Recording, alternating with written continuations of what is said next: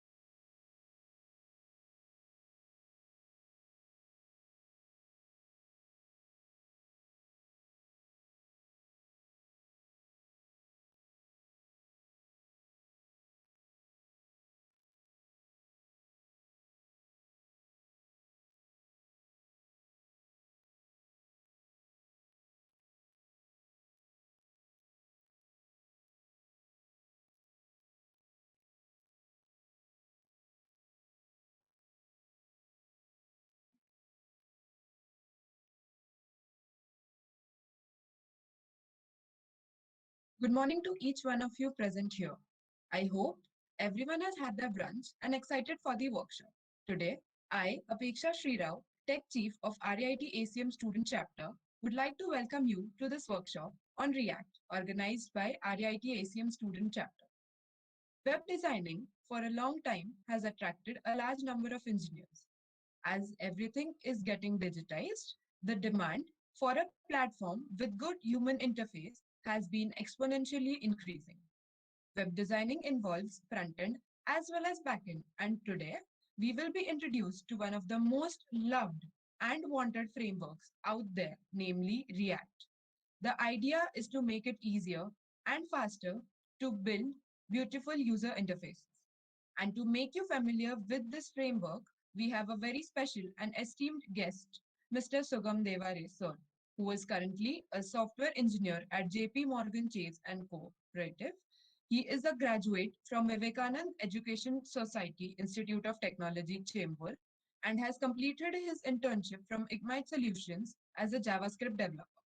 Talking about his achievements, Sugam Sir stood ninth in Coded Suze Hackathon by Credit Suze, finalist Project Deep Blue, and finalist Code for Good by JP Morgan Chase. Also, kindly take a note of this. There will be a question and answer session towards the end. The Q&A form will be circulated in the WhatsApp group. If you face any problem while the session is going on, feel free to post your queries in the comment section. I would now like Sugam sir to take over the session.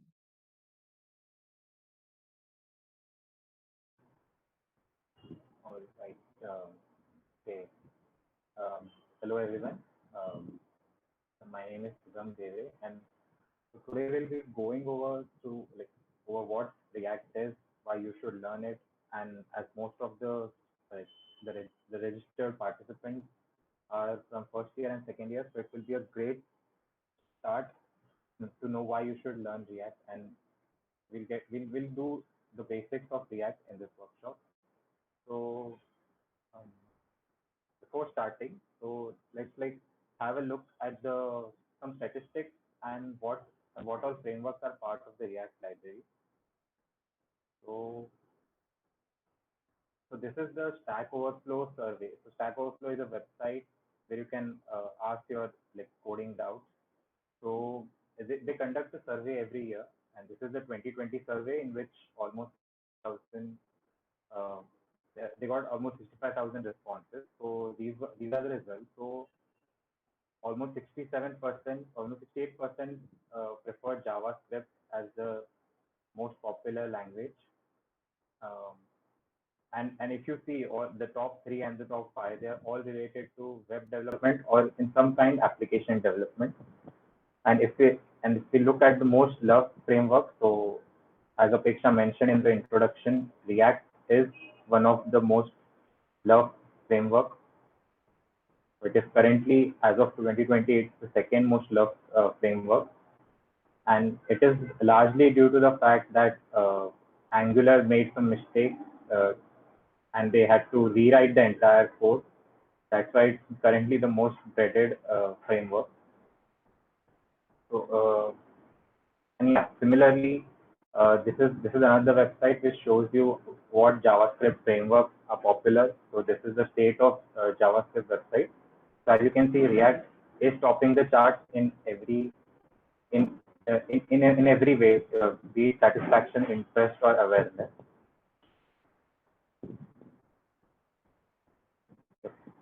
Okay, so what is React? According to the documentation, it says that React is a declarative, efficient, flexible JavaScript library for building user interfaces. It lets you compose complex UIs from small and isolated pieces of code called components. Okay, so React is a declarative. So in programming, anything which is a declarative paradigm, it means that the flow control is in the developer's hand, and you have to just mention uh, how the how the page or the application should look like at a given point of time.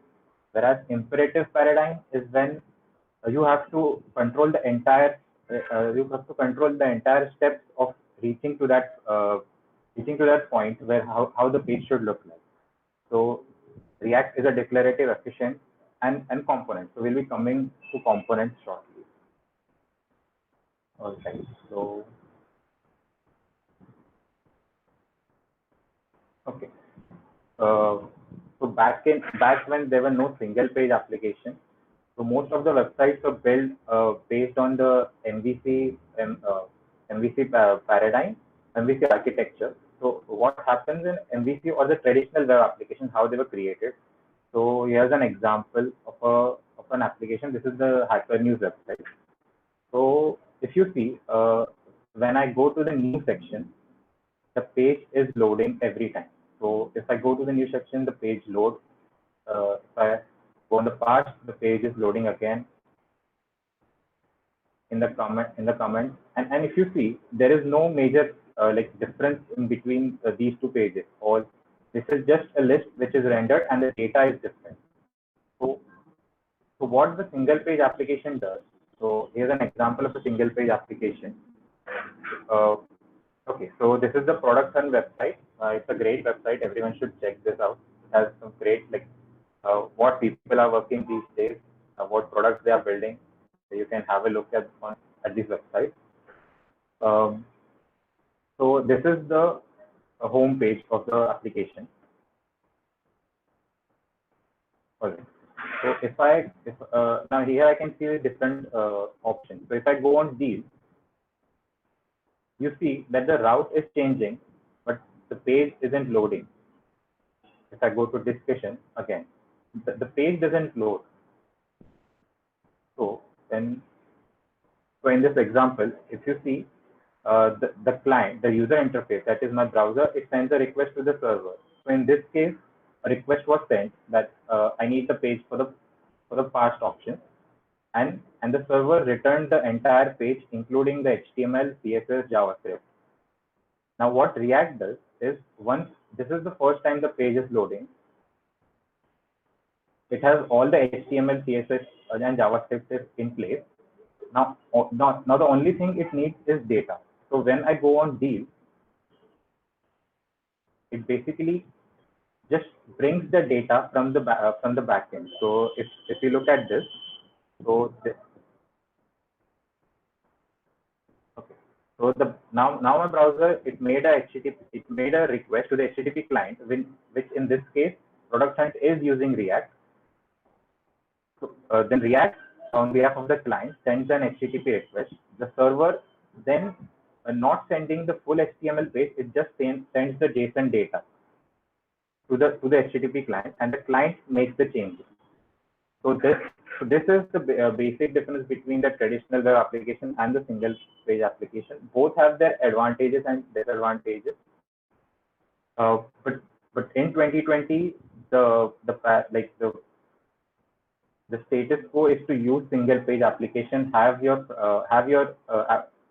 front end application as a separate entity and your back end application as a separate entity, and communicate using REST APIs. Okay, so starting off with React.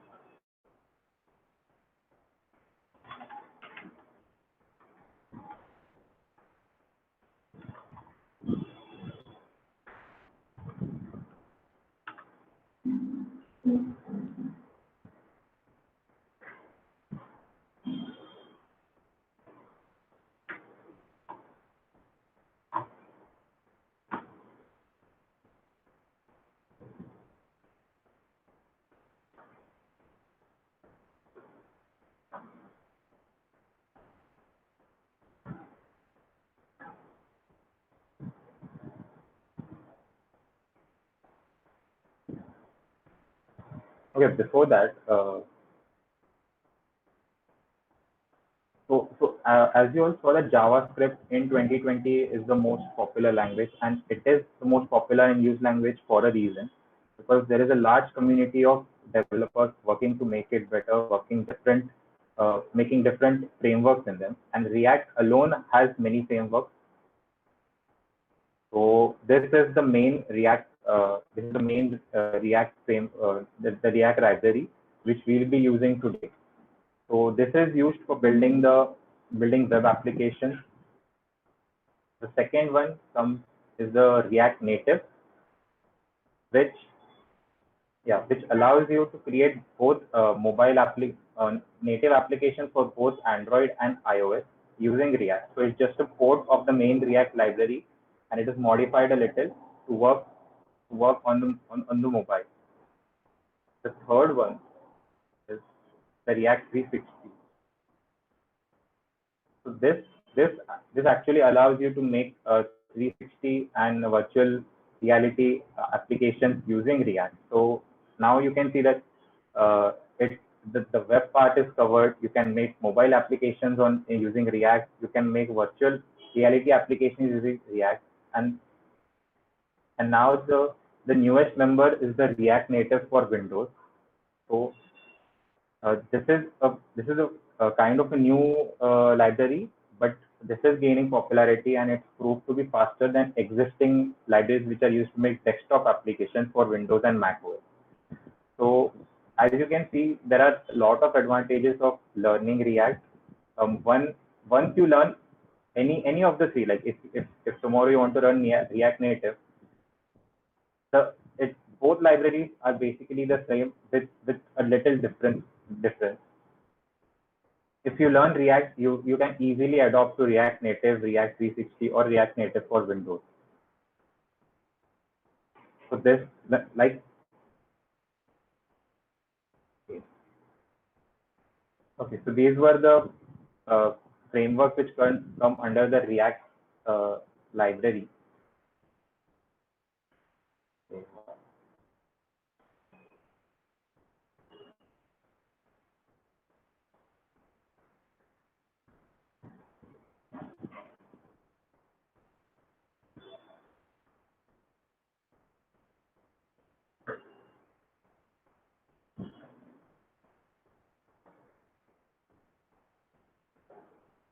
Okay, so this is the Code Sandbox is a website which allows you to make applications without doing any setup on your local computer. So I'll be using this to go over the basics of the React of React, and how you can make it to use applications. Uh, and then for the expense tracker project, I'll be showing you to how to set up a React application on your local machine.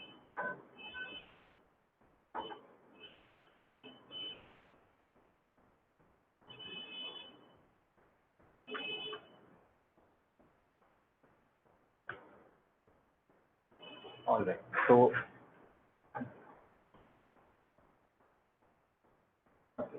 the first thing we'll be covering is what is the React DOM and the project structure of a React application. So the Code Sandbox also gives you only the necessary folders and files which you need to know to get started with React. There are actually many Excuse files me, and sir. folders. Yeah. Sir, could you zoom in your code? It's not Oh, clearly visible.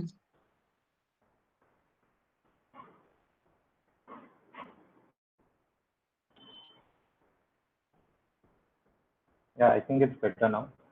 Yes, sir.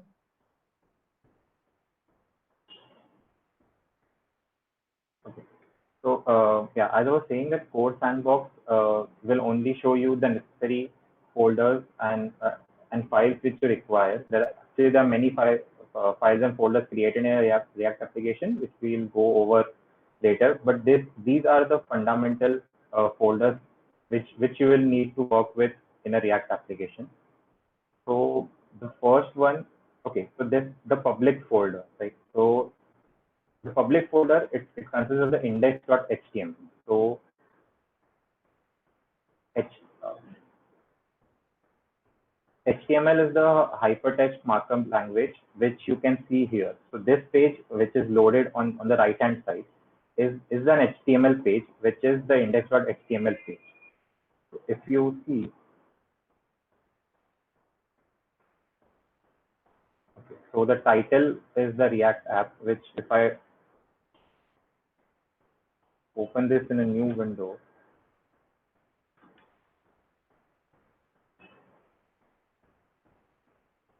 okay. So the title, as you can see, it's the React app. If I change this to something,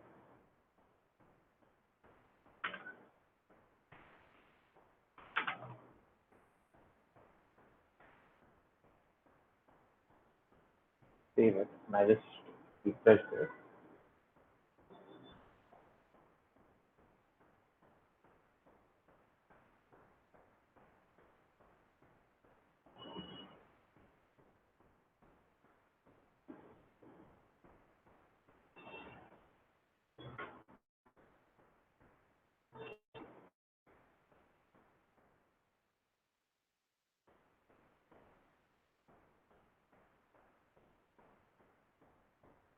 No, I don't know why this didn't change. Okay, okay. Okay, so yeah, so Code Sandbox actually gives you a different URL every time you rerun the application. That's what wasn't refreshed. Okay, so here here it will give the title of the page, and the the div with the ID root. So this is where your React application is mounted or rendered. So what mounted so this was the HTML application which is loaded.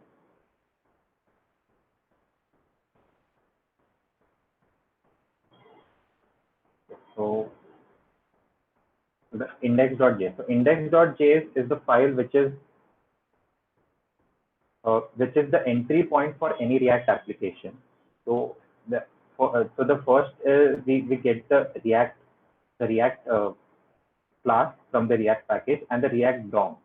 So React DOM is responsible for mounting the React application in an HTML page.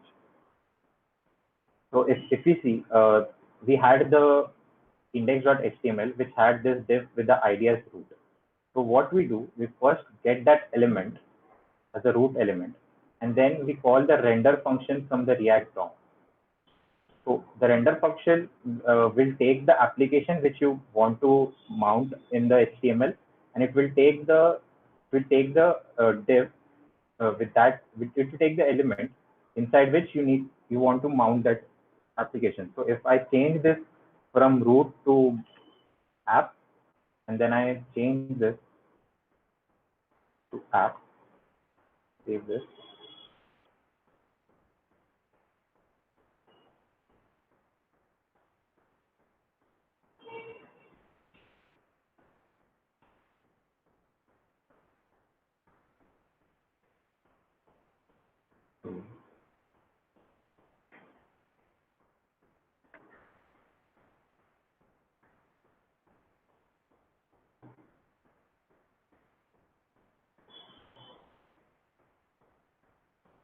All right. So as you can see, I changed the ID from root to map, and I also changed it here.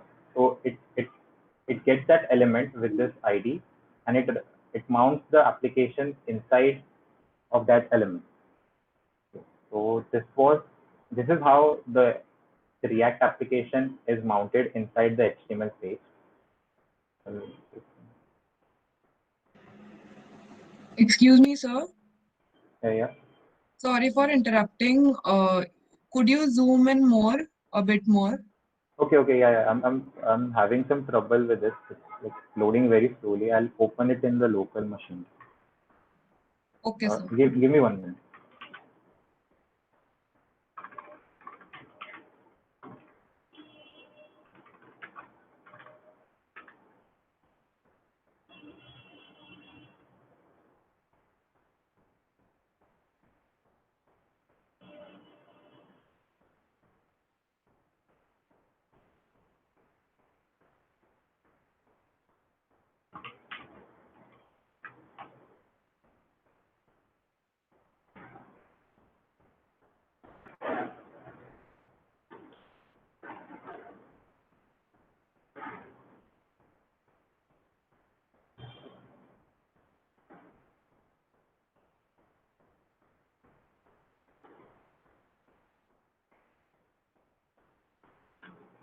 Okay, can you see the code now? Really?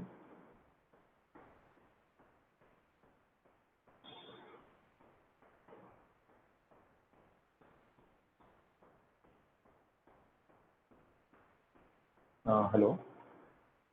So a little more zoom in. A little more. Yes, now it's okay.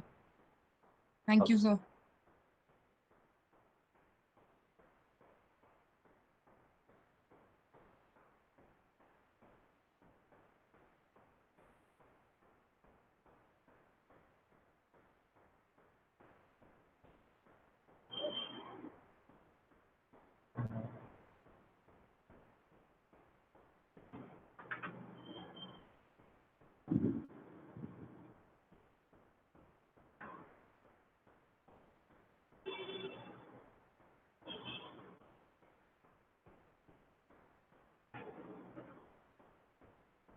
Um,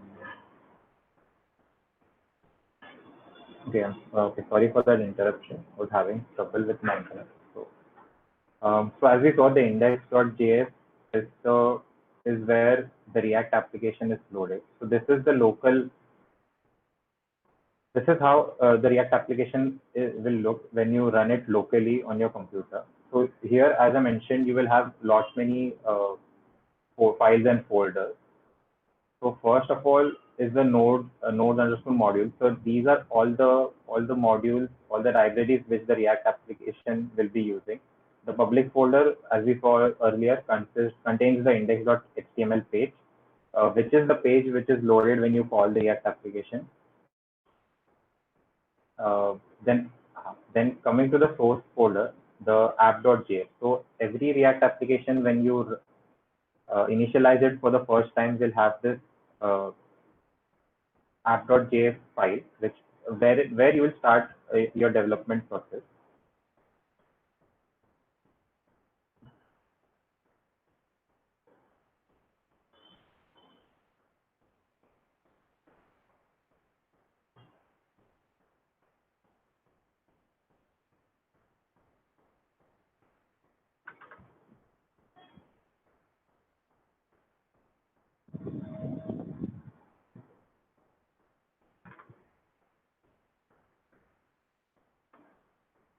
I'm actually having some trouble with my internet. Can you give me 2 minutes? Yes, sir.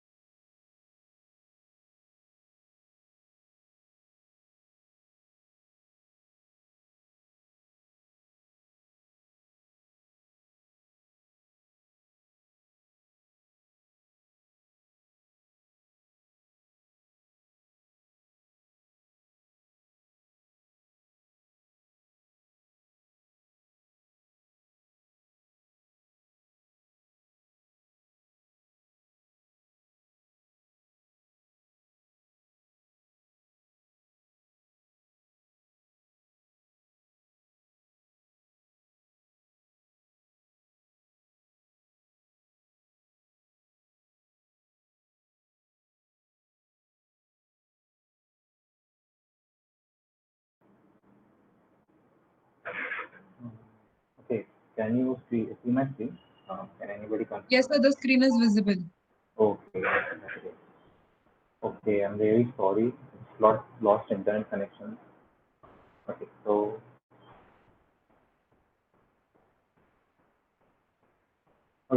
to create a React application on your local machine, uh, you will need to have Node installed. Um, that's the only requirement. The Node.js library.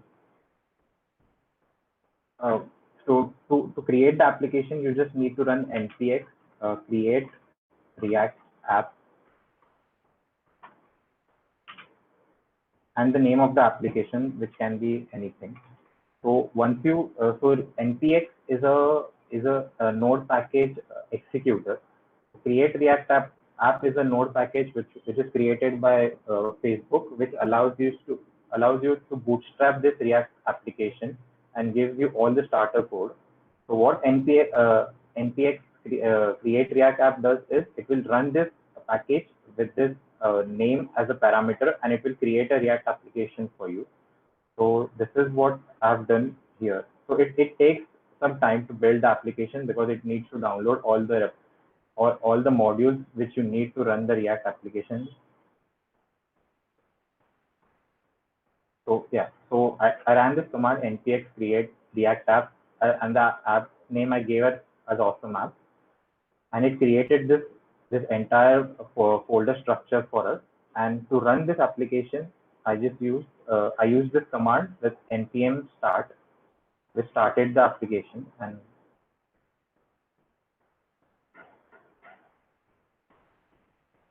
so this is the application which you will see when you first like it will open this application which with the localhost actually runs in the localhost 3000, but something is already running, so it will take the next available port. And this is the sample application which React gives. So as I was explaining, app.js is the starting point where you will start writing your code. So this is all the sample code which React has provided, and we can just remove this for now. We can write it.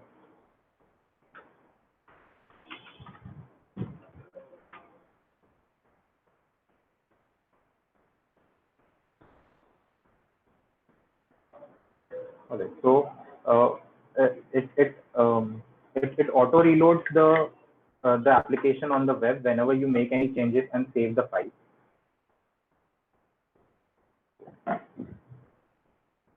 So this was about app.js. Then we have the app.css, which includes all the CSS, the styling script for this application. And then these are for testing, and the index.css is the CSS file for the index.html file. All right, so this was about the folder structure for a React application. Now, like let's start with the main concept which I'll be covering today. So the first concept, which is the main concept that beginners need to understand about React. It's the difference between a virtual DOM and a real DOM. So, what React as a framework does is okay. So first of all, what a DOM is. So when we open any application, when we see any HTML page, it has this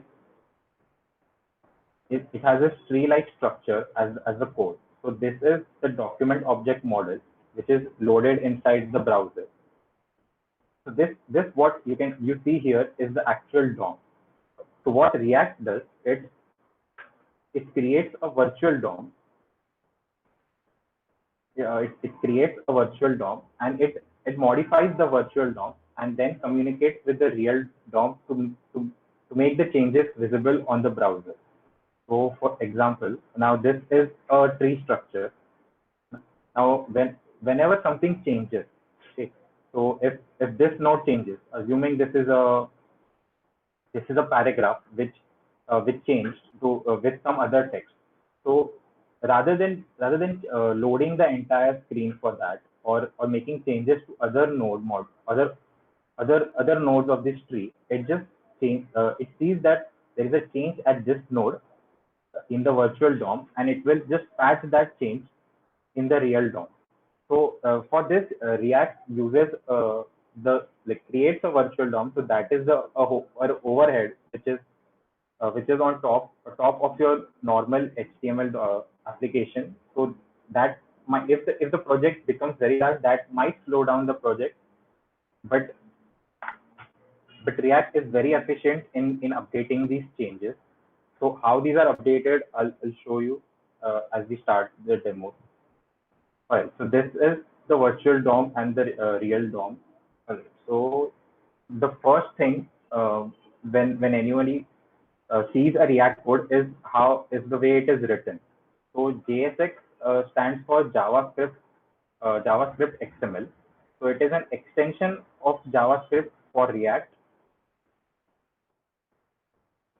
and I hope most of you have some experience in JavaScript. Right. So what? Yeah. So all these code this you see here is actually JSX, which looks similar to HTML. So JSX are basically just JavaScript objects. So if I declare a variable like constant element, and I just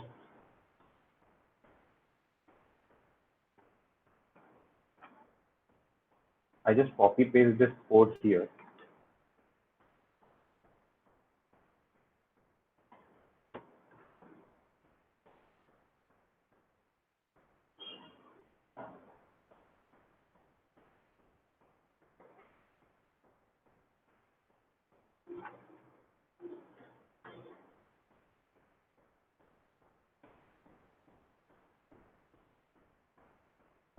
So these this is pure HTML, and JSX allows you to do some functionality on top of that. So now if I want to change hello world to my name, so I can do it here,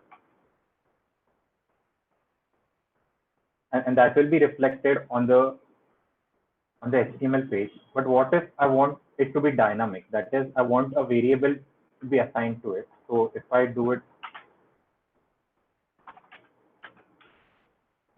so this is how you declare a variable constant in JavaScript, and I want to use this name in place of Sugam, and this can be anything. So I just need to use curly braces. All right. So this anything between these curly braces uh, can be any JavaScript object, and you can run any JavaScript function or method in it. So if I want to change this to uppercase, so I can just do to uppercase, and it is converted to uppercase. So this is the power that JSX Pro gives you. Uh, and anything written in this anything written in this is a JSX object. So this function, it is a function which acts as a JSX object, and that is loaded in the index.js.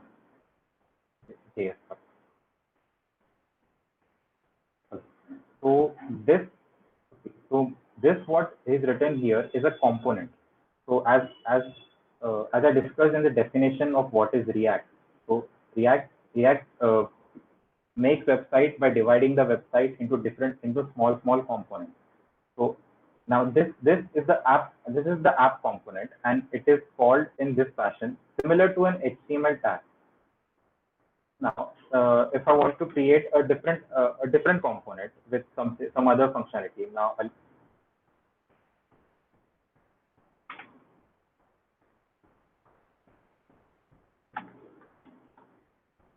so this component will show a hello message to the user. So I could just return similar to the above code. One.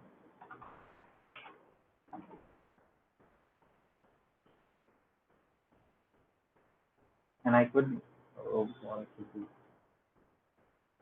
do this. All right. Now if I want to use the hello component inside the app component, I just need to call it as hello,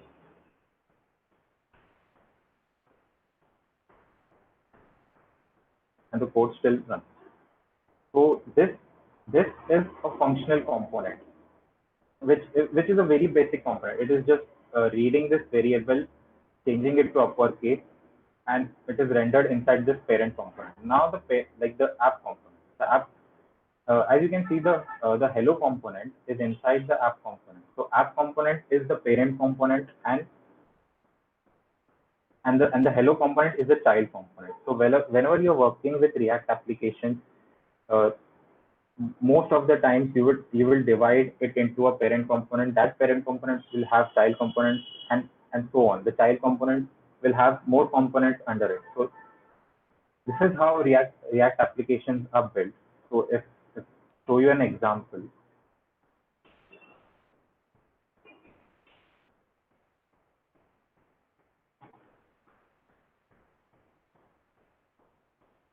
All right. So to show you an example, so this is a React application which we'll be making today. So yeah. So this is a component. This is the header component. Now this is another component. This entire thing is another component. Now if I add something here, this becomes another component. The the div holding these list is another component. So it is very important whenever you start building an React application to first design what all components you want. So and components should just have a single function. uh, they should work on the smallest possible functionality possible, and you should create the application from bottom up. That is the smallest application. Now in this case, now assuming that the hello application is the most basic application. So you will build this first, and then you will start combining combining various components into parent components, and then you will develop the application. So this is what a JSX the JSX format means, that any function that returns an HTML is a component. Now there is another thing in React, that if I have to add another message,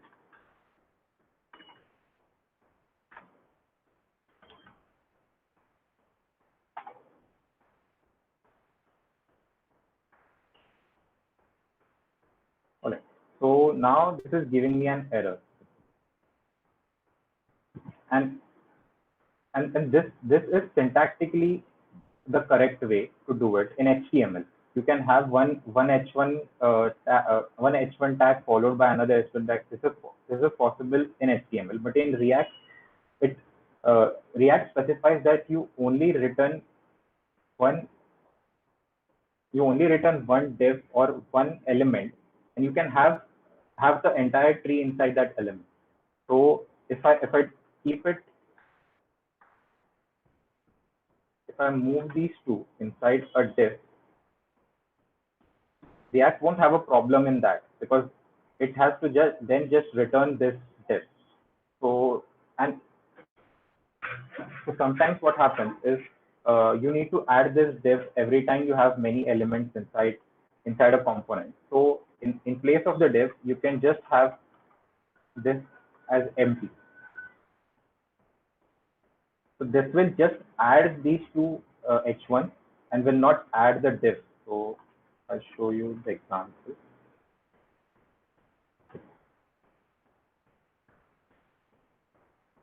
Okay. So if we inspect this page, the root, the class,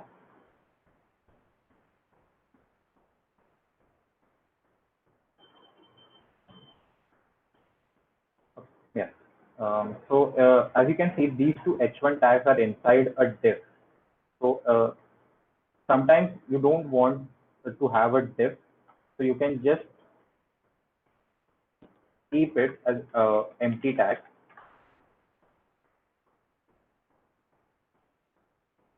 and React will just add the h1 tag without the div tag.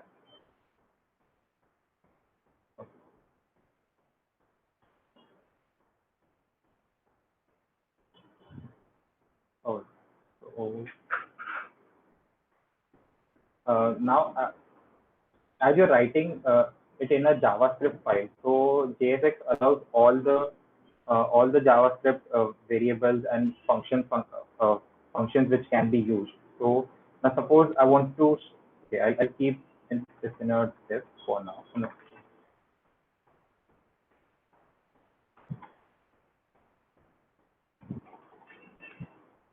All right. So okay, we'll take a better example.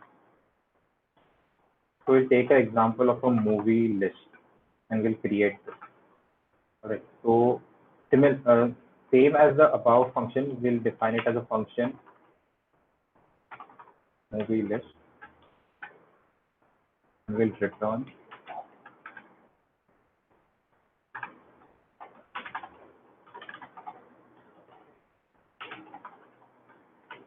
All right. So we'll go ahead with this example. Okay. So my movie list, and here, yeah. All right. So here I will create one or two sample movies.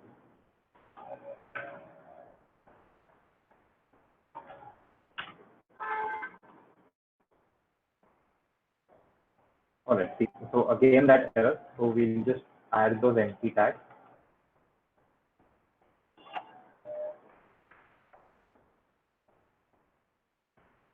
All right. So now suppose I want to add styling to this div. Right. So in the basic HTML, you mention the style and you can add the style here, or you need to add the style tag. So uh, in React, you can give the style as you can mention this as a property like style, and then you open a curly brace. So in JSX, every curly brace can have a JavaScript object inside.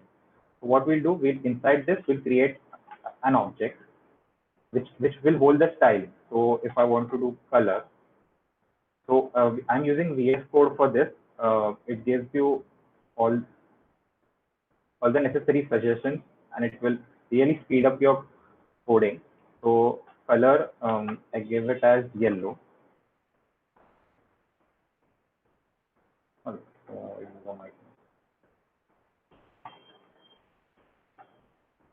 okay, so I'll add some back.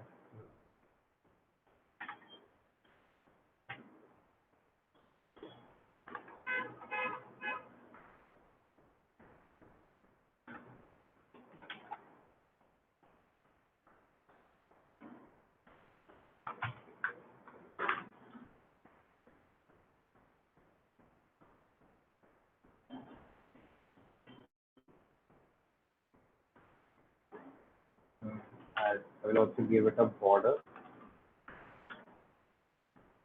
Um,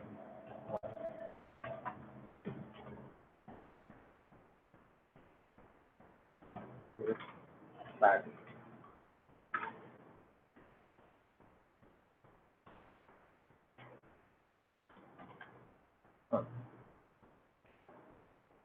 Okay, so this looks a little better. I'll just increase the font size.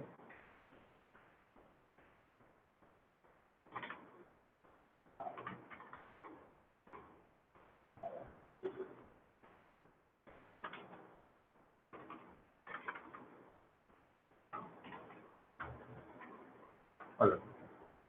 Okay.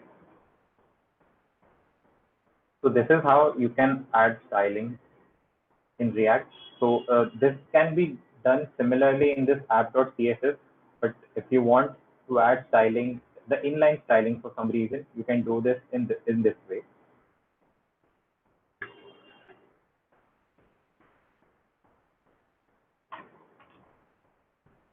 All right.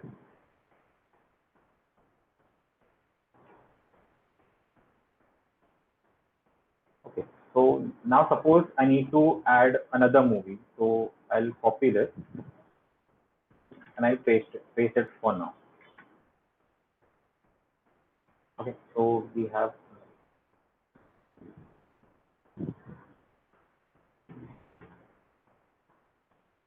okay, so as I'm saving this, the page refreshes and I can see the changes.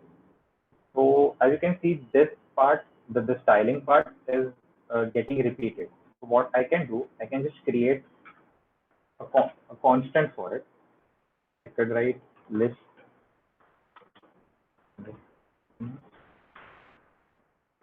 style, and I can just copy this paste, and I can give this as,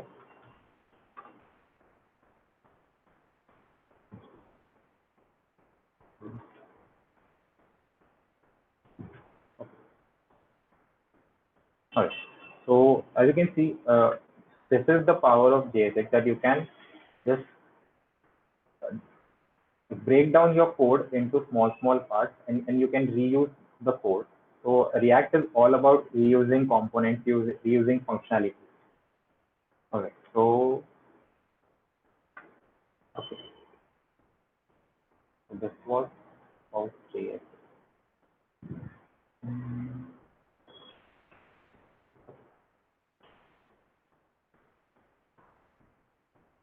So I'll add another.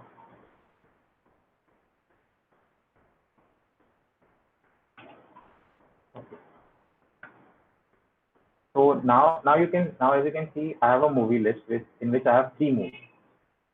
So as I explained you earlier, that it should be broken down into components. So now as you can see, we have these 3 things which are repeated. All right. So what we can do, we can just move it into their own components, and we can add it. We can name that component as movie list, movie item. So I'll create another component.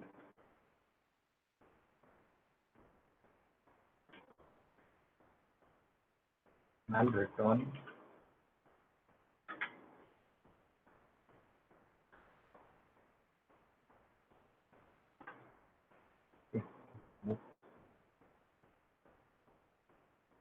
And similarly, like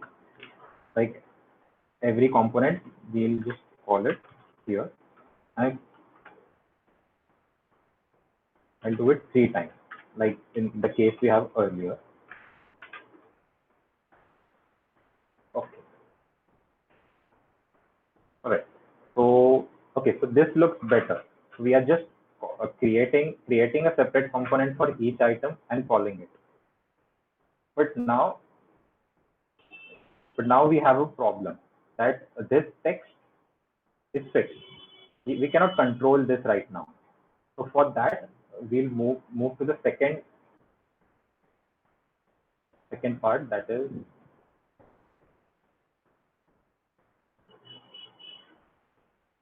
all right. So this was about JSX.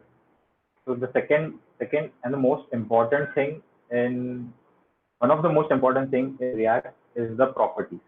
So or for short, props. So suppose now for the movie item, the movie list is a parent component. So now basically need to pass information from the movie list to this movie item, so that I can display different movie names. So what I'll do, I'll I'll just start typing name. I'll open the curly braces and I will add a name. All right. Okay, nothing happened yet. So, and I'll add names for these as well.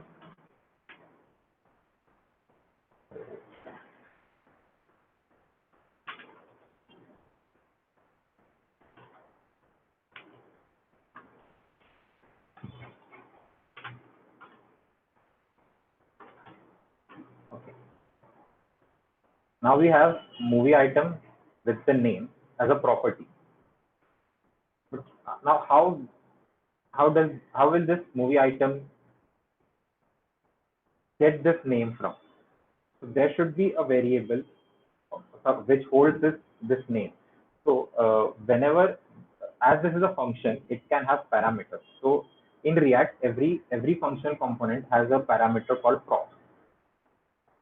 This can be anything. This you can name it anything. It's up to you. But conventionally, it is named as prop, and this holds all the properties which are passed into this movie item. So if I log if I so if I log this prop and I read the console. All right. So as you can see, I'll,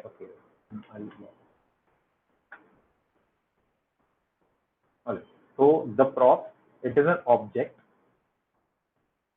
which holds the properties which are passed into this component. So to get this name, I just need to do a const name prop dot name. This way, I can access the name property for this component, and like any other object, I'll just open the curly brace and write name. All right. So as you can see, all the three movies now have three unique names by just passing this name property and accessing this in this style component. So another thing about props is that they are immutable. That is, you cannot update a prop. So if I remove this, and now I have props.name, right? So if I do this, I'll do props.name. I'll just change this to some movie. All right. And I save this.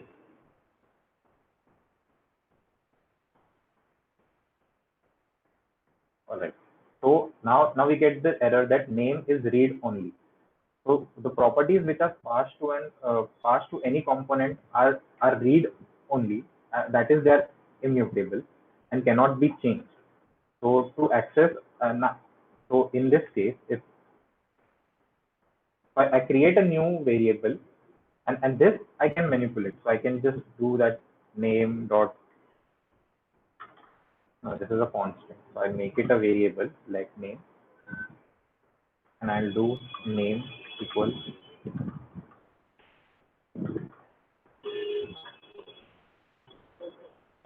Doing this is completely fine. Right. So this is another thing about props, that they are used to pass information from the parent component to a child component. Another thing, they are immutable.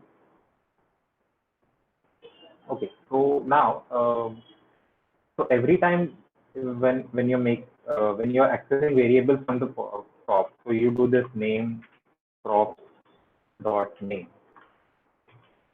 Now suppose I have name property. I have, okay, example, let's take the year property, that in what year, in which year the movie released. So this was 2018. Okay. So,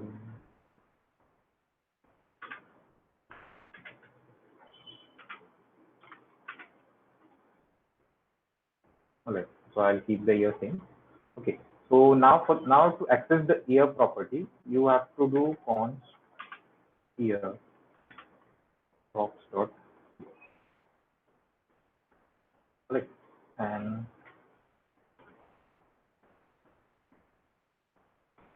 yeah. Okay. So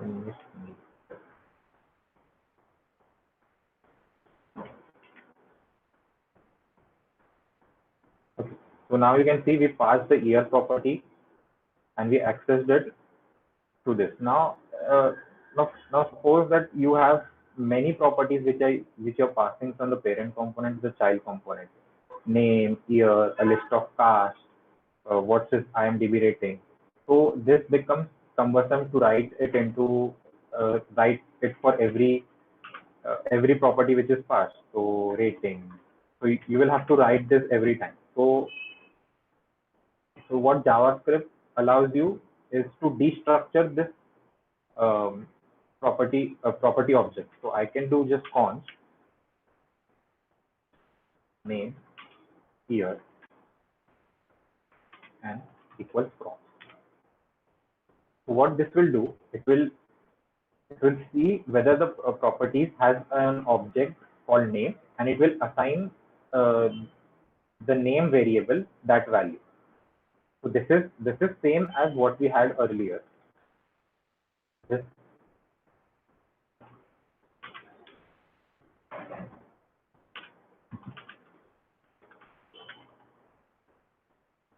so this is same as this. Okay, so this is called destructuring, and it's really helpful when you have to get values from the pop and avoid repeating yourself every time with this dot annotation. So this was about properties. All right. So the next thing.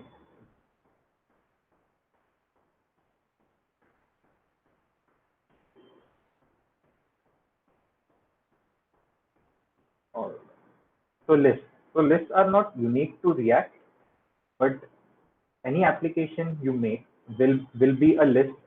Will have a list at some point of time. If you see any application today, be it Twitter, YouTube, Facebook, it is basically some components on the top, which is the header, and then a list.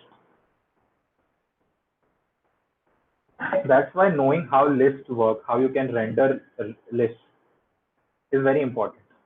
So, okay. All right. So I think this must be clear how you create components, how you pass information from a parent component to a child component.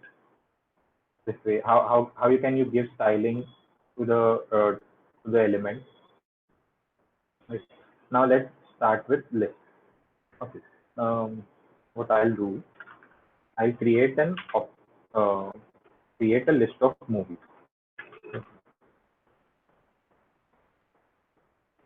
And let's object.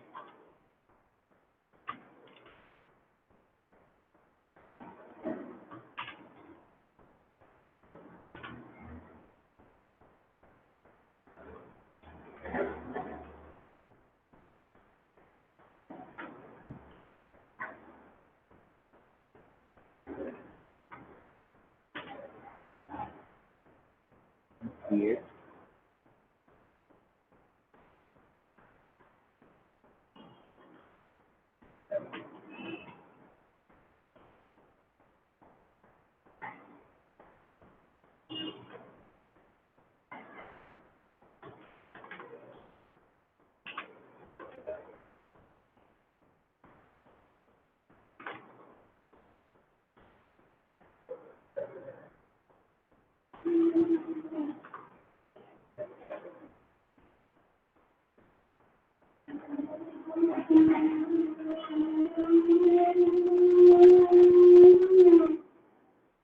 All right.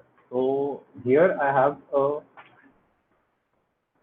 a list of movie objects.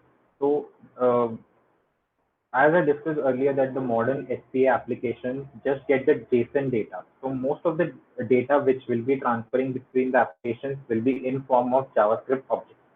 So suppose you have a JavaScript object which has the name of the movie, the year, and the rate. All right. So now what we were doing here, we were calling this movie item 3 times. So what if we can just call this movie one time and use a for loop for it? So I'll comment this.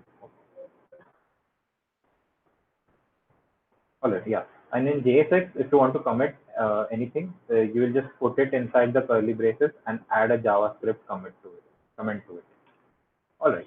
So now this is an array which contains 3 movie objects. Alright. So I'll open the curly braces again because I need to type JavaScript. Okay. So I'll do movies dot map. Okay. Mm, and I'll go over how map works and this.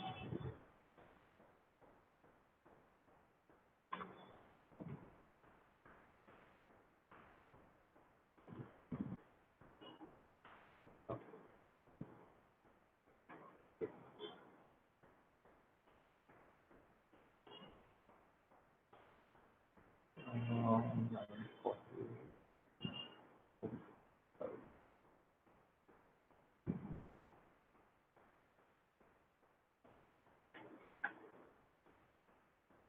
okay. So now this isn't looking very pretty, but okay, I'll do one thing.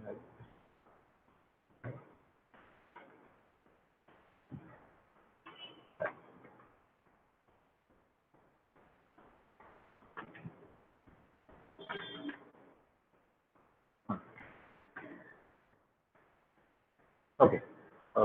And again, see now, forgot the curly braces. So HTML will interpret this as a normal text. So it just printed movie.name 3 times and not the actual name of the movie. So I'll do this. Yep. Now I can see these 3 movies. Okay. So how so map basically takes like you for any array or any list you can call this map function for it. So what map does, so a this is an arrow function annotation.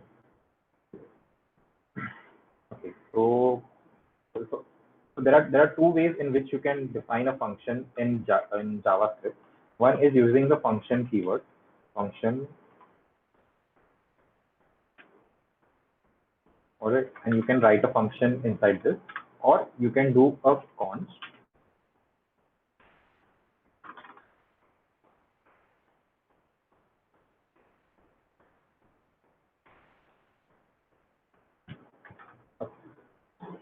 So this is what is called an arrow function,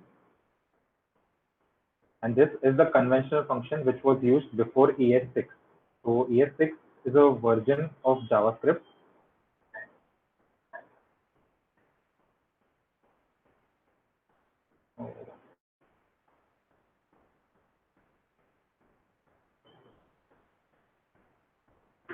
Alright. So these are the 2 ways you can define a function. So what map does is it calls this function and passes a movie, the each movie object. So we have these 3 objects.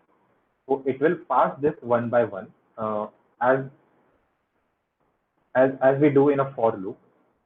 So it will pass this object and it will return this div. Right. So as you can see, this function has a curly braces, uh, but this arrow function does not. So what you can do, you can add a curly brace, and after that you can return.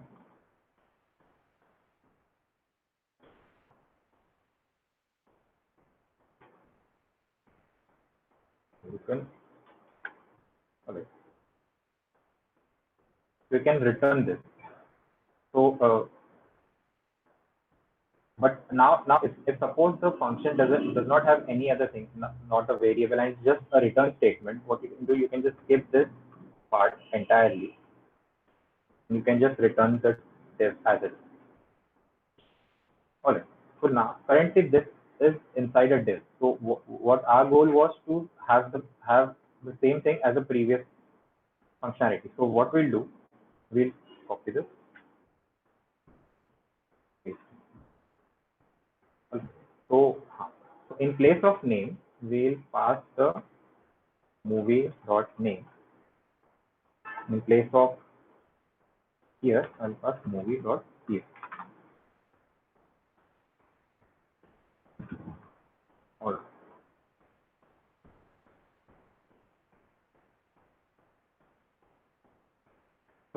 So what this is doing, this is uh, for every movie inside the movie array, it calls it it calls this function, and this function returns a component which is our movie item component, which takes in name and year as properties. We destructure those properties. Then we have a return statement which holds another diff which we have given the style that we have written earlier, and inside those we have two spans which gives the name and the year. So this is how list works, and most of the time you will be using map to render your list.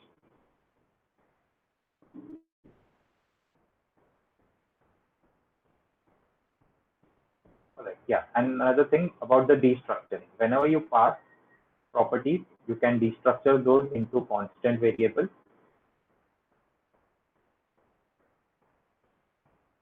Alright.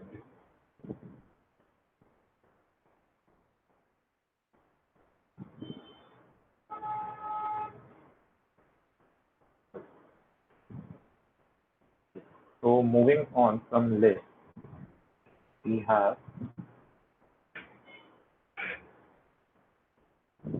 so to just to recap, we started with JSX. So how code is written in React, how you can define functional, you can define components just by writing a function and returning HTML from it.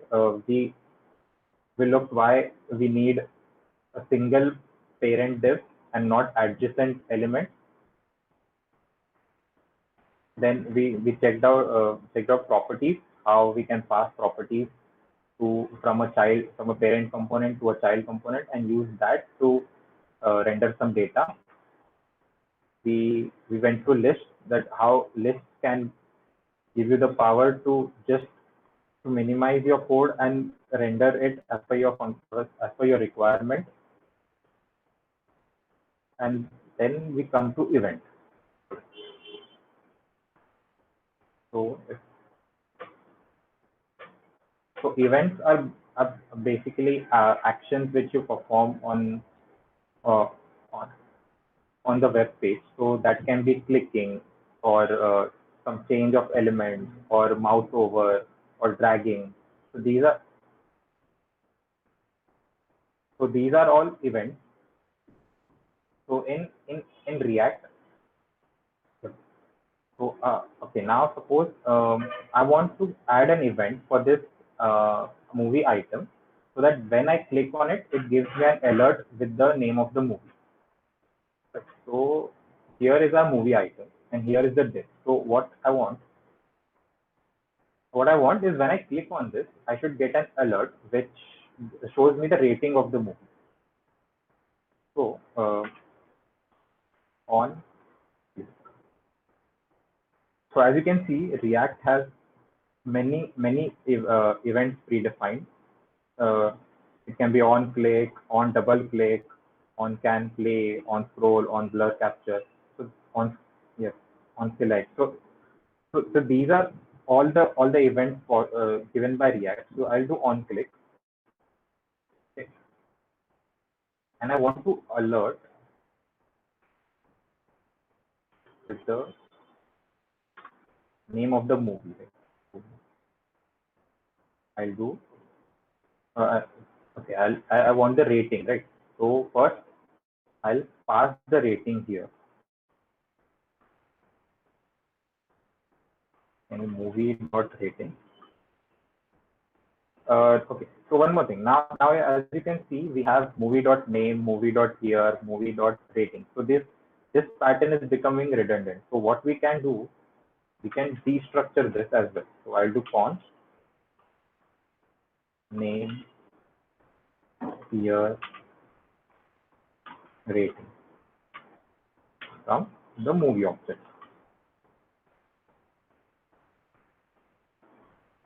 I need to do this.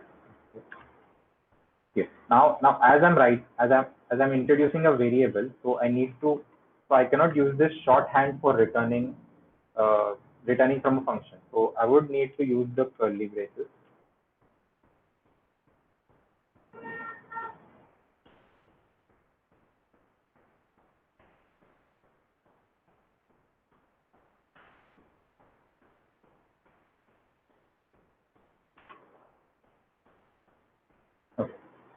to this, and I'll just change this to name, year, and pay. Okay. So you might be thinking that this didn't have any effect, like you just introduced a variable, but in more big applications when you need to change these variables or you need to perform any function, that pattern becomes very redundant, and while debugging, you need to like stress and see where you have made the changes. So always just deconstruct the object and use these as variables. So this, all right. So now, okay. So now what I have done that whenever I click on this, on click, it should alert me with the rating. Okay, let's do name plus. Okay.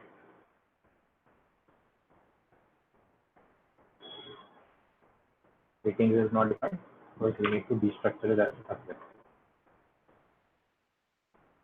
All right.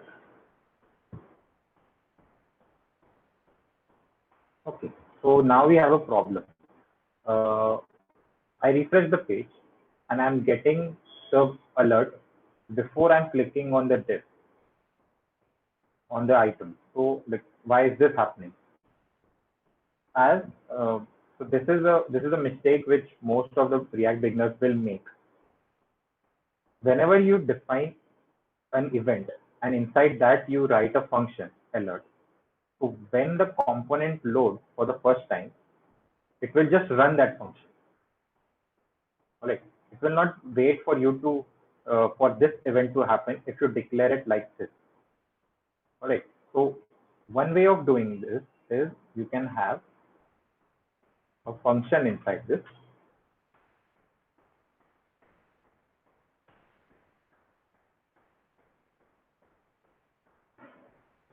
Okay, now you don't see the alert, but once I click on it, I'll get. So here's the difference. In this case, the function will run, and it doesn't matter that you clicked on it. It will run when this loads for the first time. If I refresh it, it will run. So, but we want this to only run when this event happens. So for this, you will have to write this function. This basically means that when the on-click event occurs, you call this function, and this function will perform this alert function. So alert is a JavaScript function. Right, so now if I do this, it works fine.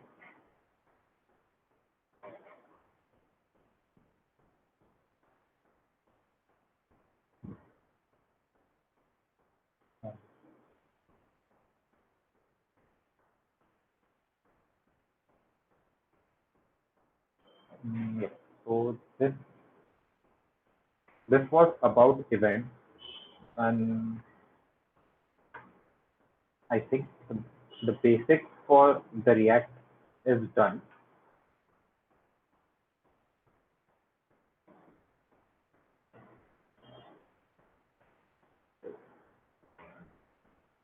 All right. Okay, so let's start with hook. Okay.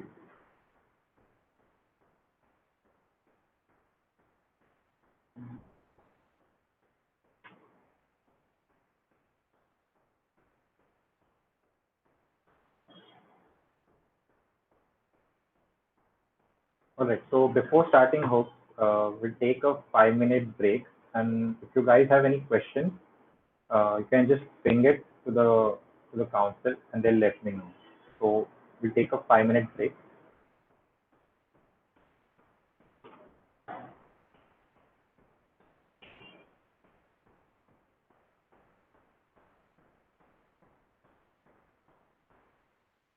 Okay, sir.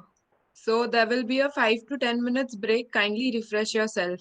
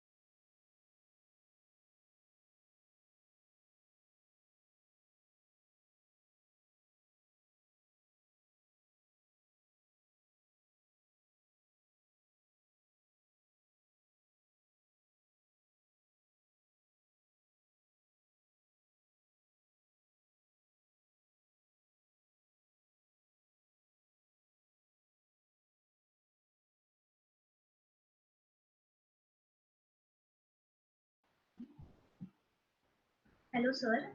If you are ready, please let me know. Yeah, I'll start in 2 minutes.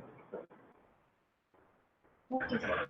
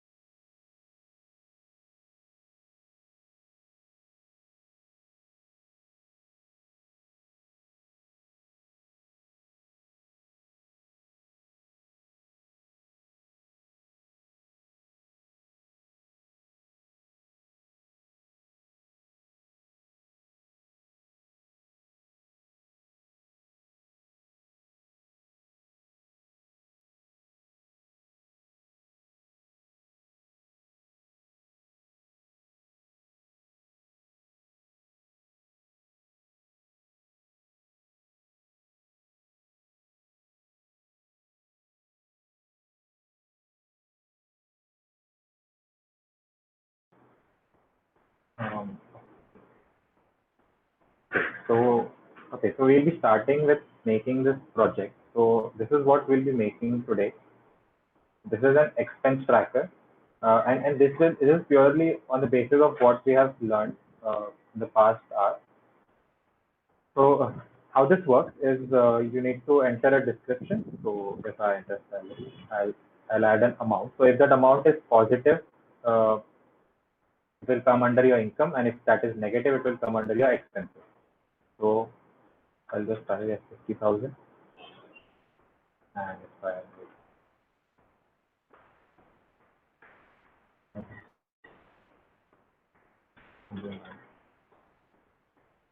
okay.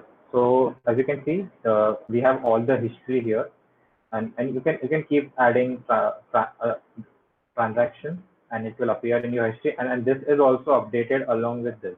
So as you're adding an income or an expense, this and your balance is getting updated. So we'll start making this. Uh, we'll not be going over the CSS for this. Um, I'll be providing the link for the CSS file and also the repository for this project if you want to refer it later. Now, for now, let's start. So, all right. So this is the basic application, and we have to go from.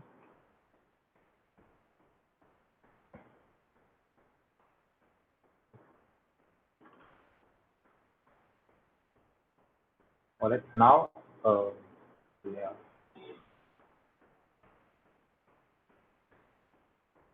So we need to go from this to this. All right. So we'll take it step by step. We'll start first.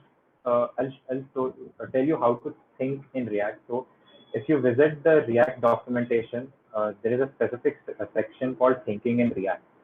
So whenever you're aspiring to be a React developer, it is important how you see a website, how you analyze it, and how you break it down into components.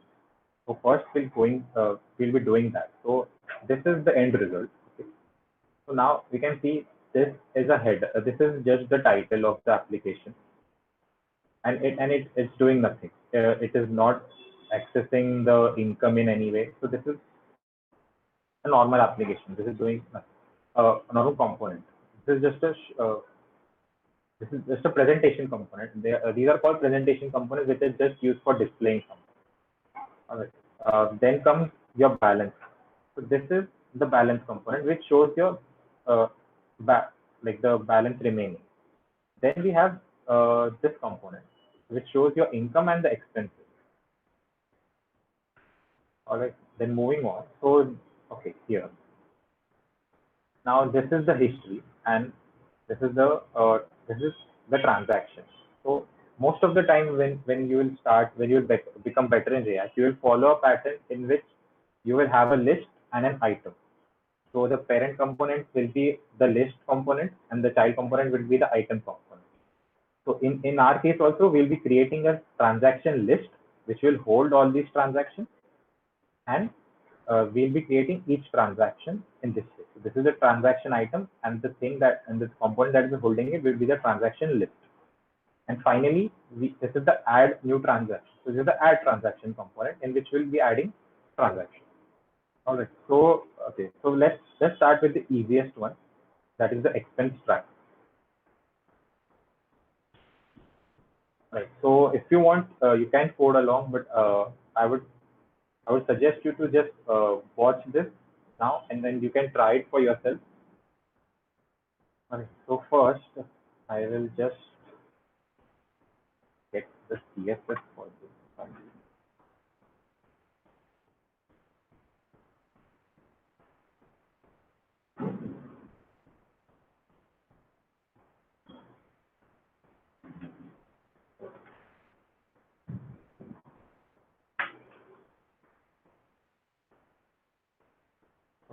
So okay, don't worry about this. This is just this is just the CSS.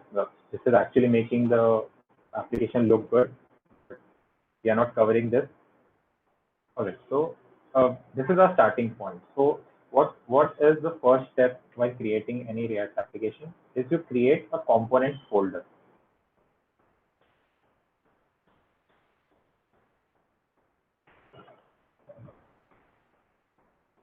Okay, and in so and this in this you will create component file. So as we discussed, so I'll keep this. I'll keep referring to this. All right. So as we discussed, so this is our first component, that is the title component. All right. We'll just create a new file. This will be the title.j.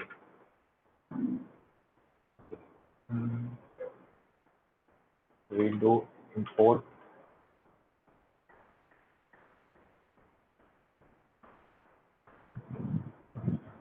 So what we can do constant title. So as we discussed earlier, this is how you create a component, and you just return an HTML.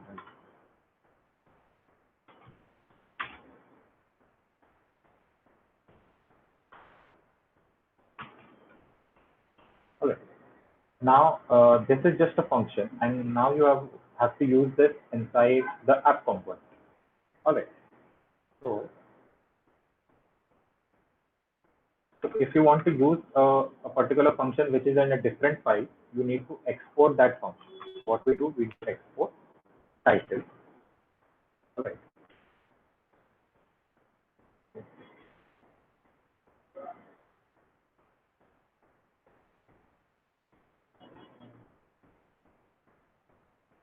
All right.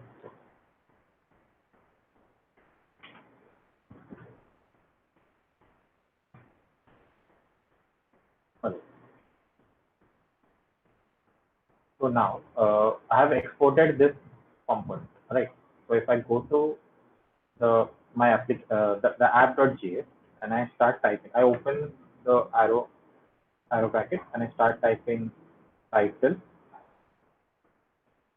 VS Code will suggest that it will auto import that title. So I can just press enter and I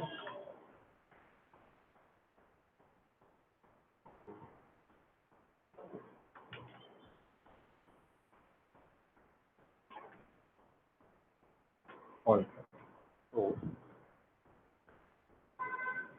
okay, so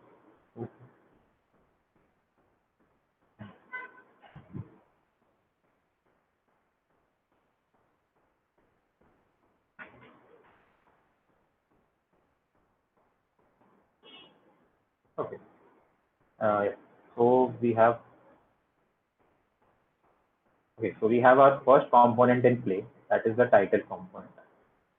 Now, all right, second we want this balance component. All right.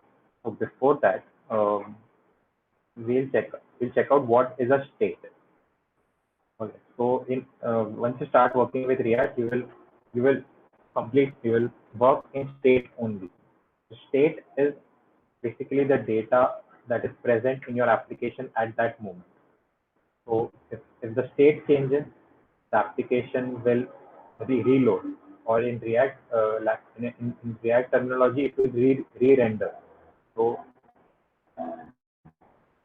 okay. So how you create a state? So I'll do import.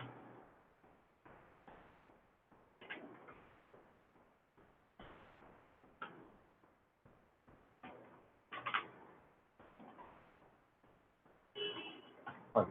So so this is a hook. So a hook is actually a little advanced topic. So I'll explain you how what use state is.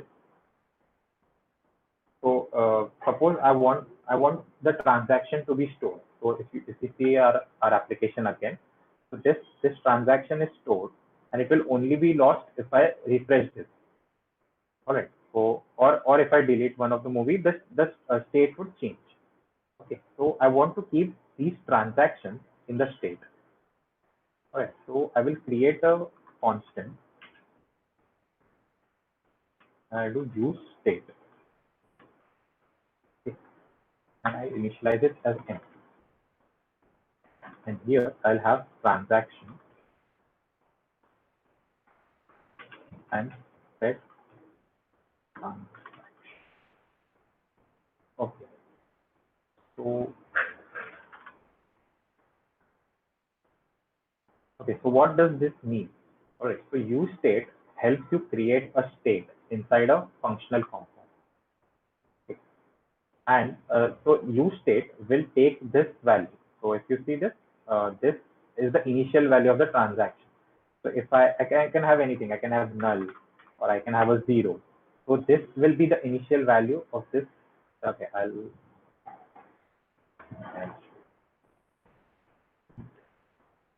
okay. So if I print transactions now,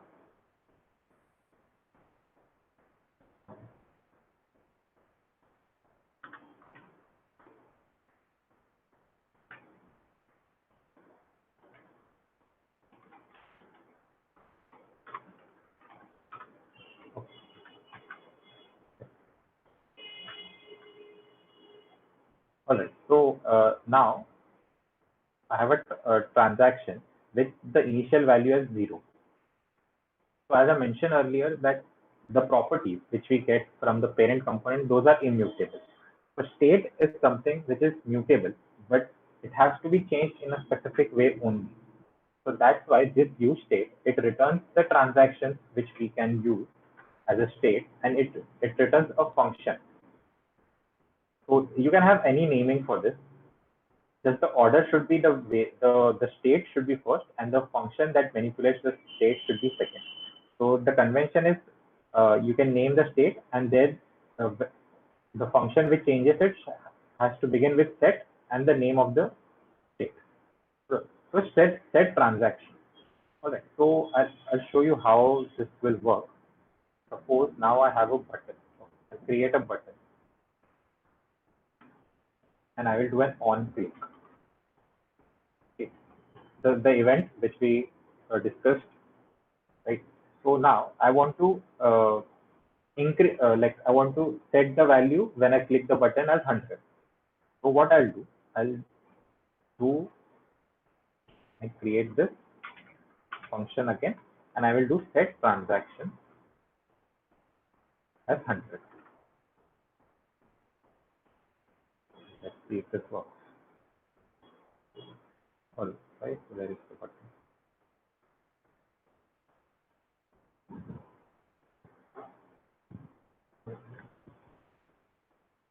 Oh, button.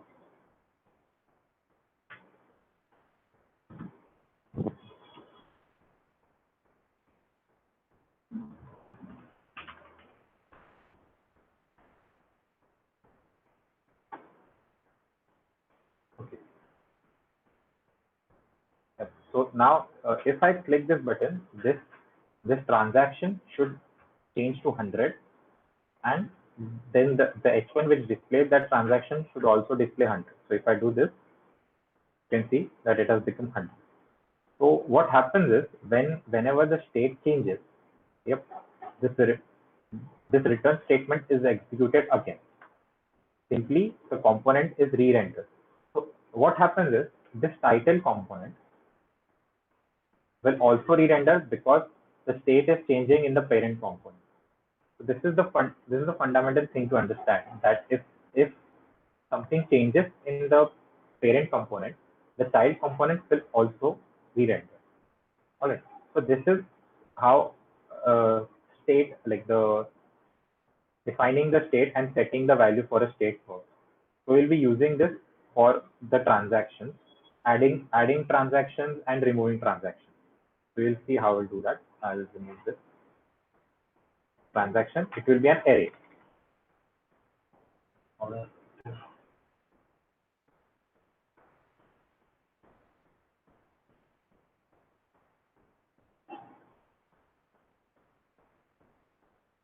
So let's have a sample transaction for now.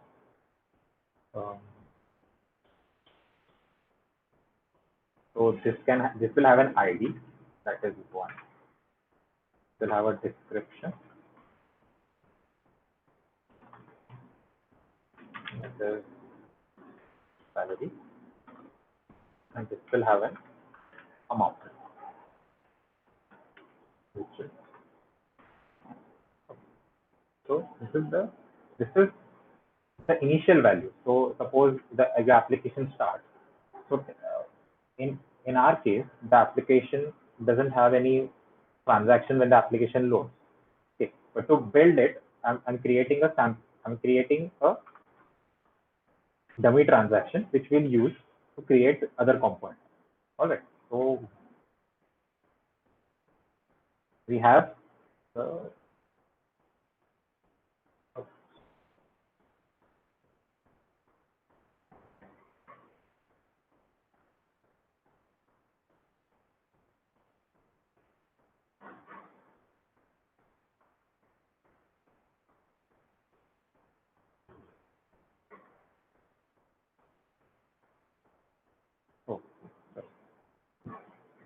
okay. So React cannot display objects directly in the HTML, so that's why it's showing an error. Okay, so we have the title component in place. The second component which we'll be working on is the balance component. All right, so we'll create the new file and we'll name it balance.js. All right, so there is a quick way to create a function component in VS Code using an extension. So if you go to your extension and type React, there is this ES7 React Redux extension. So what this allows you to do, if I do FRFCE, this will create the starter code for that function component by reading the file name. So this is a handy tool, but this uses this old function syntax and not the new one, but that's all right. Yeah. All right. So here we are going to display the balance, and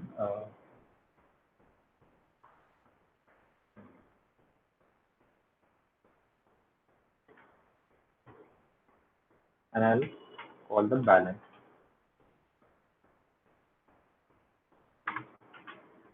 Yes.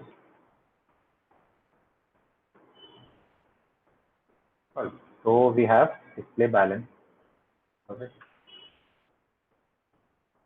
Okay. Great. Now we want to make this into this. So if I add something here, currently we have one transaction, right, which we have defined here. So ideally in our case it should display 50,000, right, because we have only one transaction. So now we want these transactions in our balance component so that we can display the current balance. So what we'll do, we'll pass this as a property.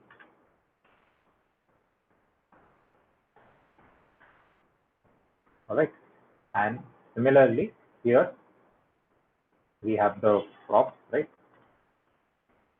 and we'll do a const transaction.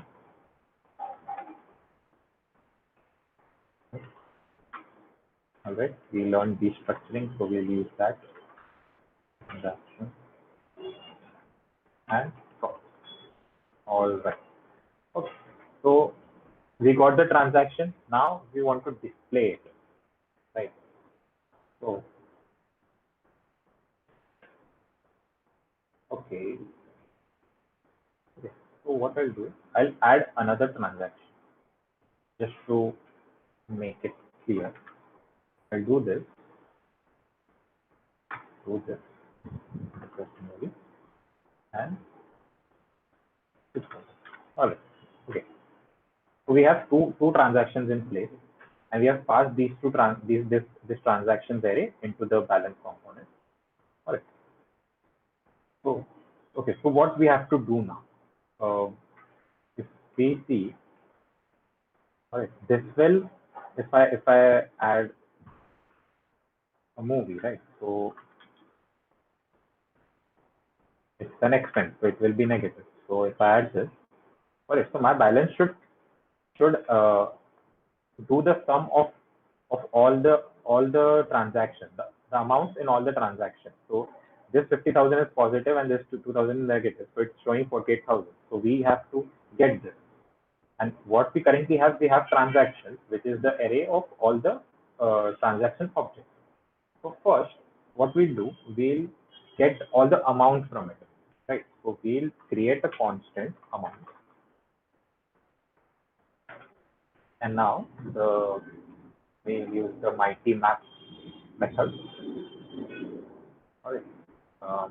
And we will take the transaction. I'll just keep it as t, and we'll return t dot amount. So map. So what map will do? It will go over all the transactions, and it will return an array of all the transaction amount. All right. Now we have to sum over those arrays, right? Okay. So let's just log and see what is amount. What we have in amount. Just do that. This is where we are. Control. Oh, lots of error. All right. So, all right. So if you see this, we have in the amounts that we have displayed, we have 50,000 and 2,000. So we need to just sum over this array. For that, we'll do.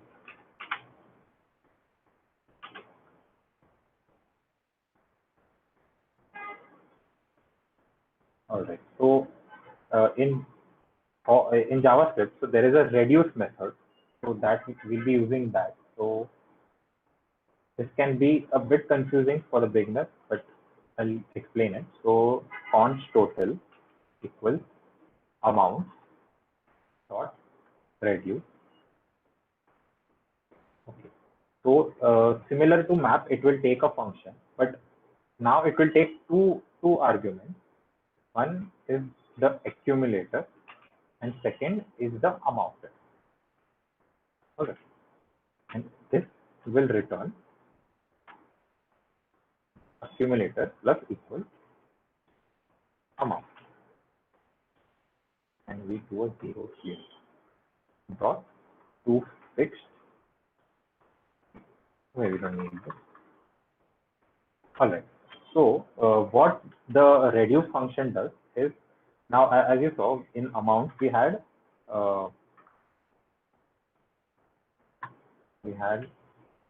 50,000 and minus 2,000, right? So we had this. Now what reduce does, it takes now this accumulator. So what an accumulator is, it is the initial value with which you want to start. Okay. So we define the initial value as 0. So what accumulator is for? So when this reduce starts, okay, so this accumulator is set to 0. Okay.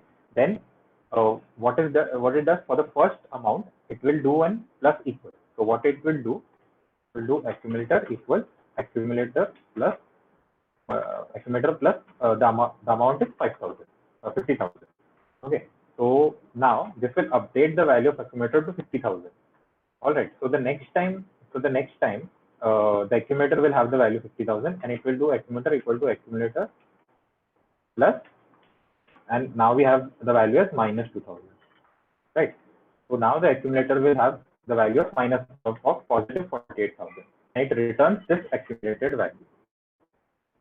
Now suppose I start with 10, so the initial value will be 10 and then this will give us 50,010. All right, and then this will give the corresponding value. So that's why we are doing it as 0, so that we start with 0. All right, so we have the total now and we have to display the total. Okay, so what I'll do, I'll avoid using this. So we'll do an H4 balance, an H1. Now we are using a rupee sign, which you will have to copy paste from somewhere. And we'll do a total. All right. So let's see if this works. Is this working? Yep. Okay. So now we have 48,000 displayed here. Okay. So great. We have made two components now. We have made the title component. We have made the balance component. Now we'll make this expense component. All right. So we'll make new file and we'll name the component as income expense display. Okay. RF. All right. So we get this component.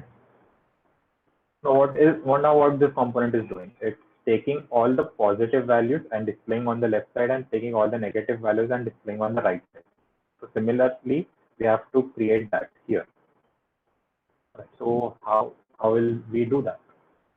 We need to separate the positive values and the negative values, right? So we first need to get all the amounts. So we have this amount already here. So I will use this. Okay. So we get all the amounts. Now we have to do the sum of all the positive and the sum of all the negative values, right? So I'll do const positive. Wait, I'll keep this as income. Income and const expense. Right. So we need to create these two. So our first step should be to filter all the positive values. So when I say filter, it is just the amount is the array of all the amounts, and we need to filter out only the positive one. So JavaScript has the filter function for that. So we'll do this amounts dot filter. All right. So like most of the JavaScript function, it will take an array again. It will take the amount, right, for each amount. Now in filter, you need to pass a Boolean condition here. So Boolean is whether it is true or false.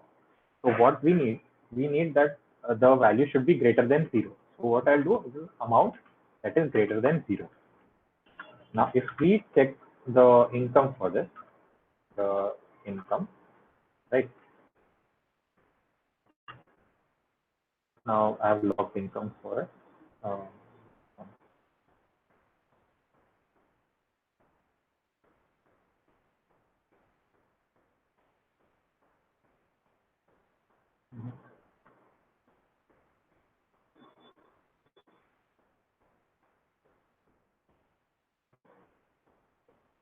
Okay, yeah. So first we have to import this into our main application. I'll do the same thing.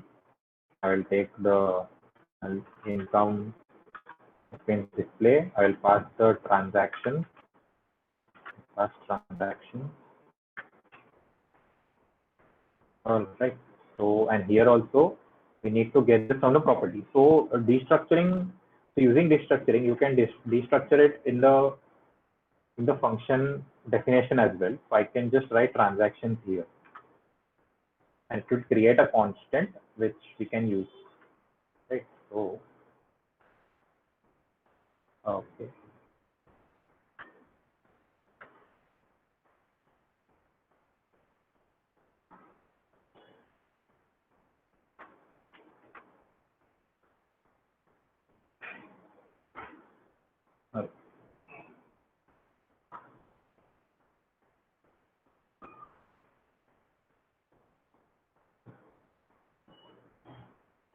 Okay, yeah. So what happens is in VS Code, when it takes some time to figure out where this component is, and before that, if you hit enter, it won't be able to import it, auto import it. So we will have to import it. Uh, so I'll just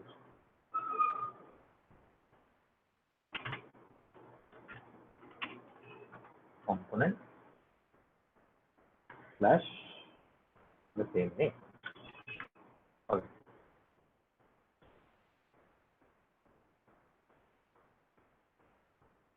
Okay. I'll check the logs again. Yeah. So this is the one in the expense display. So we have only the positive value. Okay, so first step done. So we got the positive value. Now we want to sum over it. So similar to the previous example, we'll just do. So JavaScript allows you to chain multiple functions one after the other. So this will return an array of uh, all the positive values, that all the income, and then you have to reduce it. So I will do reduce. I'll just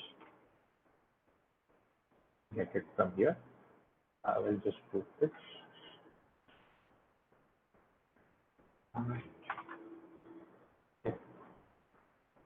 I just add it, right? Now similarly, we'll do it for the expense as well. In this case, I'll just copy this. Here, only one thing changes, that the filtered for which it should be true, the amount should be less than 0. Okay, so we got this amount, income, and expense, right? So now we need to just create the display for it. So I'll do this quickly. Class name. So in React, in normal HTML, in the regular HTML, you just write class, but in React, you have to write class name. It is important because class is a keyword in React, which is to define a class. Container.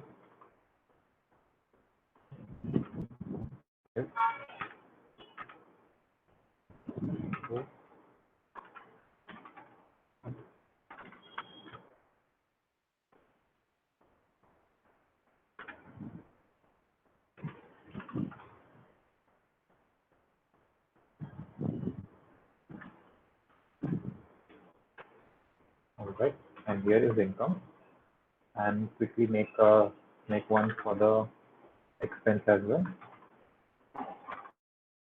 And do this as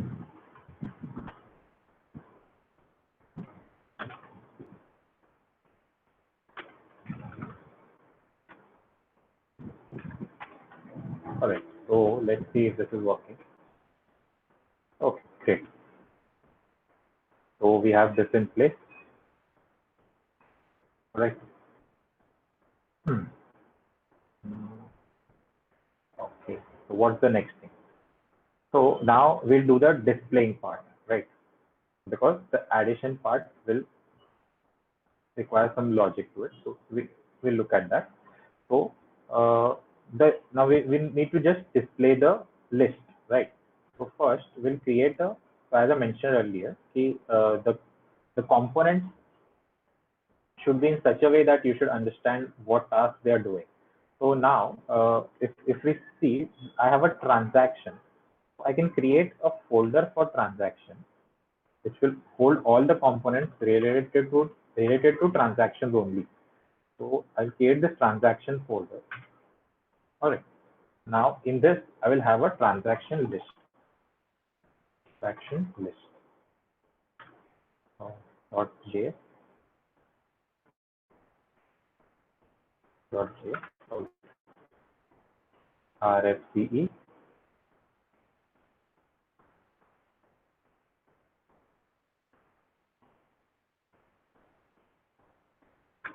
Okay, we got this transaction list. So again, we will have this functionality. Okay, so we will need the transaction from the parent component, right? Now we need to display. We need to just display it, right? So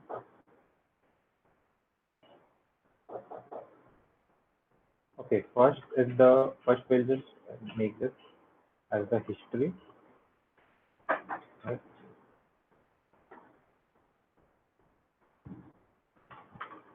All right, then we need to render a list, so we will use an unordered list tag. And we'll give this a class name as list.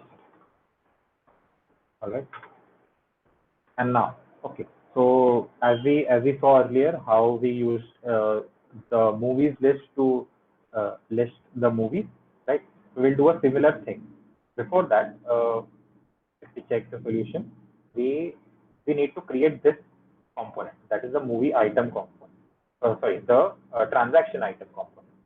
So we will create that component first in the transaction folder only. That will be transaction item. Okay. All right.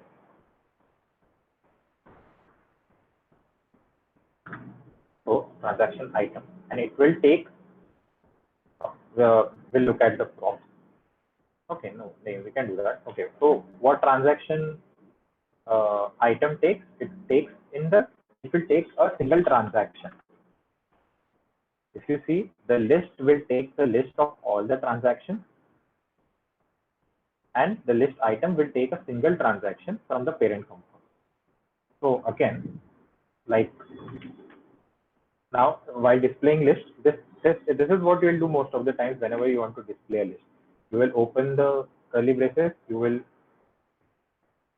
array which you have dot map the transaction, and here you will return the component which will load a single transaction. Also, that component for us is the transaction item. Although transaction item. So for now, all right. So I have this transaction item.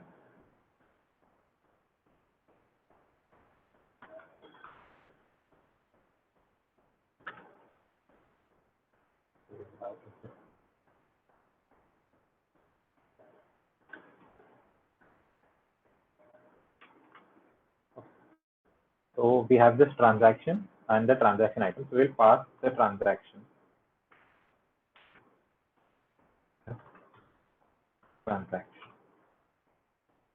Right. And here we'll get that transaction. We have destructured it in the here itself. And now we'll write the HTML for this. So this is going to return a list item, which will have a class name.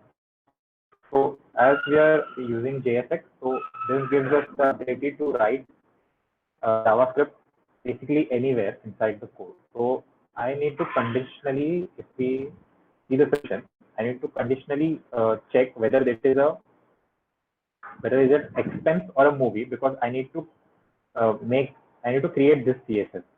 Like for the expense, it should show a red boundary, and for the income, it should show a green boundary. So I have separate class names for that. That is plus or minus. So if we have a look, okay, see, we have a plus and we have a minus. So this we have it here.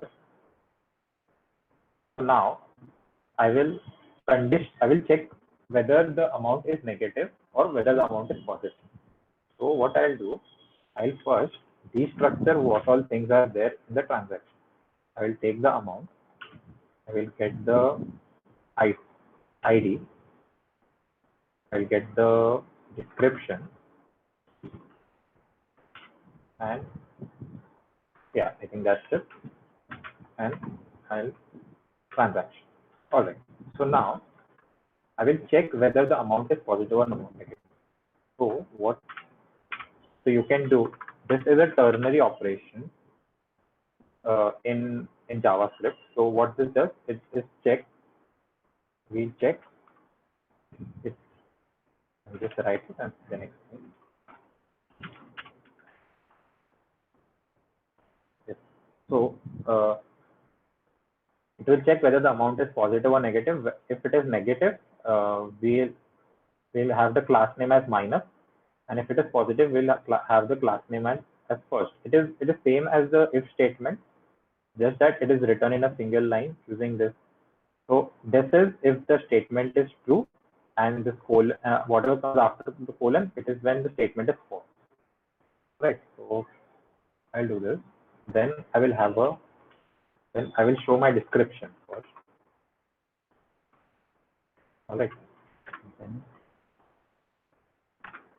we'll have a span.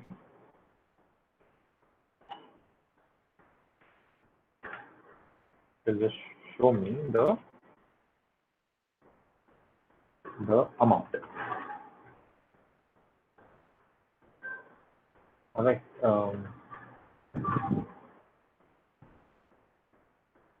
Let's see. This is it. Okay. Okay.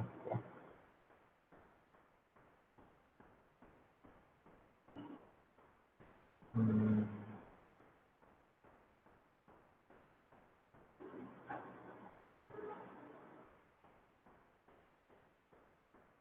All right. I will create a button also.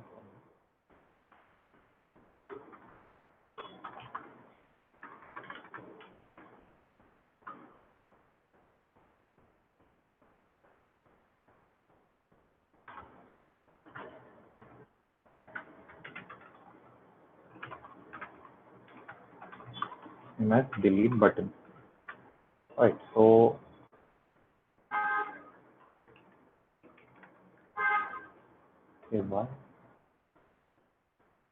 okay. Yeah.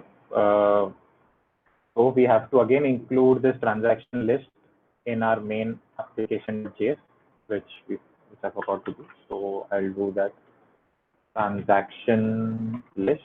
So as you see, the import takes some time. Transaction list, and then I'll simply pass the transaction again.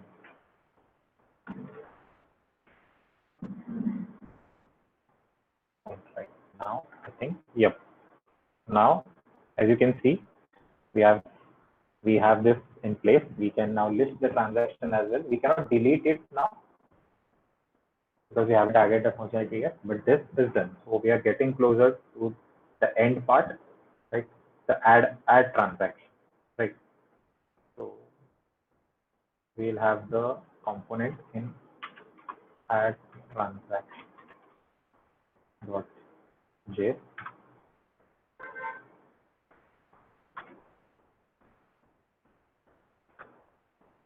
Right. So the add transaction. Okay, so out of all these components, this is the most trickiest because this includes a form, and React handles forms in a little different way. Not in a different way, but we have to follow convention so that we could use it properly. So first, I'll write the code for the form, and then we'll see how to get the data from that form. Okay. So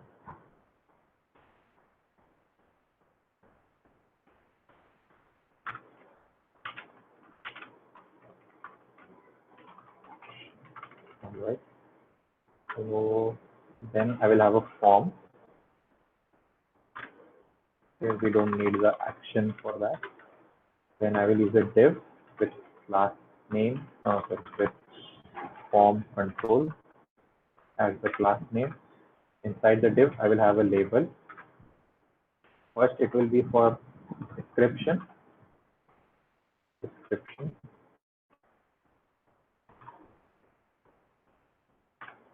Then second one will be the input field. So for this, we for the first one where we are inputting the description, we'll have the type as text and the placeholder as enter description. All right. Now for the second part, just copy this and I will have amount. Now the amount should be a number, so I'm keeping the type as number for this, and I'll do enter amount.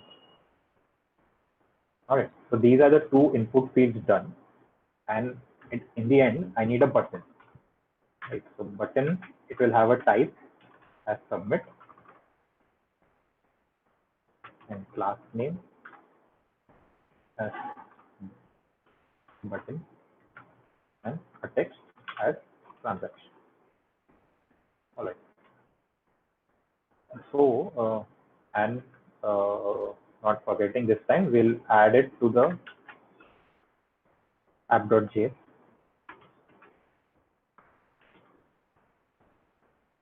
Import.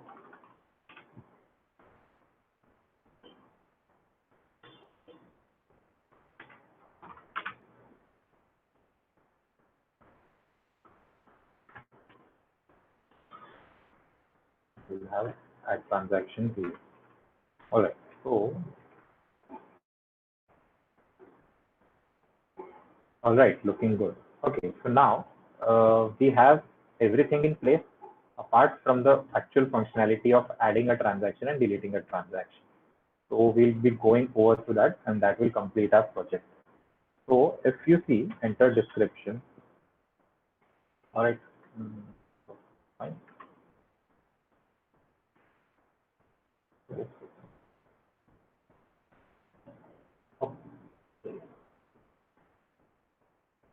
Add transaction.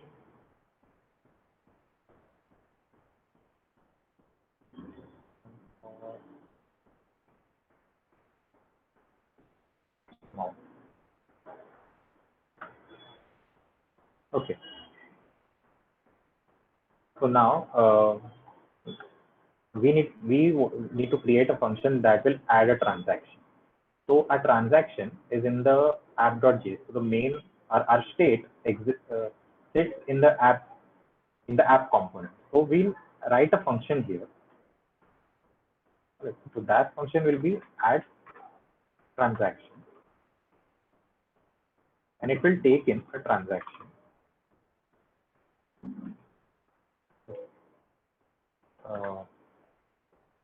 So this is the arrow notation. Okay.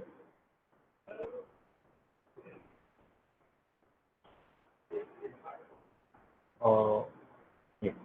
All right. So add transaction. Now this is the list of transactions we already have. So what we need to do, we need to just append it. So in JavaScript, what you can do, yeah. So and another thing, now we cannot do this way, like transaction dot push. Okay, so this is a bad practice and this shouldn't be followed, because the state shouldn't be changed directly. It should only be changed using this setter method. All right. So what we'll do set transaction. We will set the we'll take the previous transaction and add as a new transaction. So this is the spread operator in JavaScript. So what it basically does is it will take these two objects which are in this array, and it will insert them inside this array. So what you see here is the new transaction will have some, it will be some object. It will be some object with some ID, some description, and some amount. So basically, this will be inserted first, and then the new transaction. All right. So now we have this function. Okay. So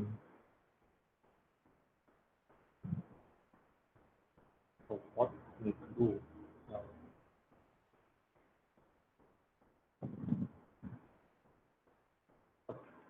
Okay. So now this function is here, but we need to call this function from our add transaction component. So similar to any other JavaScript object, we can also pass function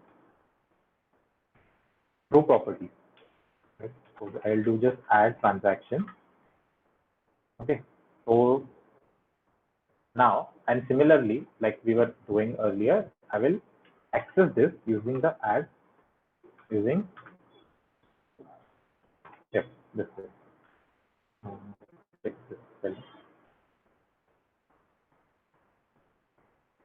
Okay. Now we have access to that function here.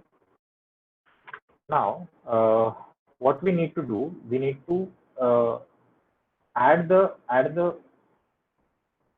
transaction when this button is clicked. Currently, if I click on this button, the page will reload. Nothing will happen, and we don't want that. What we want is when I put some value here with some description, the page should not load. Along with that, the transaction should be displayed here. This is the required functionality.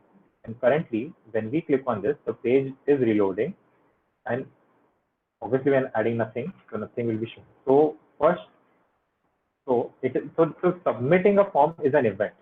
So as I explained in the event handler, so for a form there is a on submit event, right, which will take a function. So we'll name the function handle submit, and we'll define the function here. Const handle submit. Okay. Similar to this, and this is the E. So E is basically an event, right? So whenever you pass any function to an event call, it passes this event parameter. So you didn't have to do this way. All right, you could have, like, we could have done this way, but when you simply pass the function name, which will handle that event, it will automatically pass the event parameter. So our first step is to stop the page from reloading. So that is event.prevent default.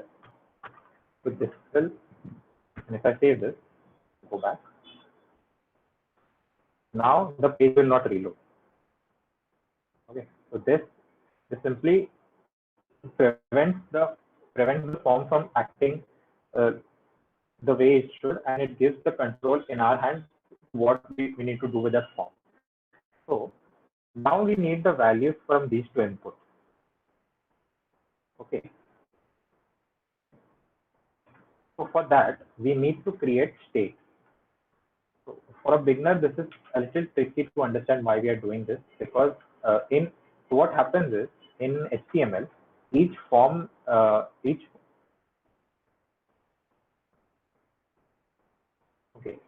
HTML, each form element in each form input has its own state, but we want React to handle that and not the form element. So to do this, we'll create, similar to transactions, we'll create two states, description and set description. All right, wait, and do the use state.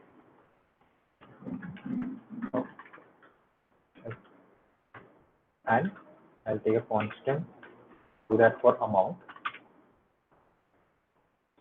So whenever you're creating forms in React, you will have to make such states so that you can use the values from the form.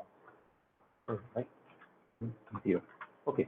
So now what we'll do, we'll simply Okay. Yeah, there is the input. So here I'll add the value attribute as what was our state for the description. Similarly, for the amount, I will add value amount. Right. Okay.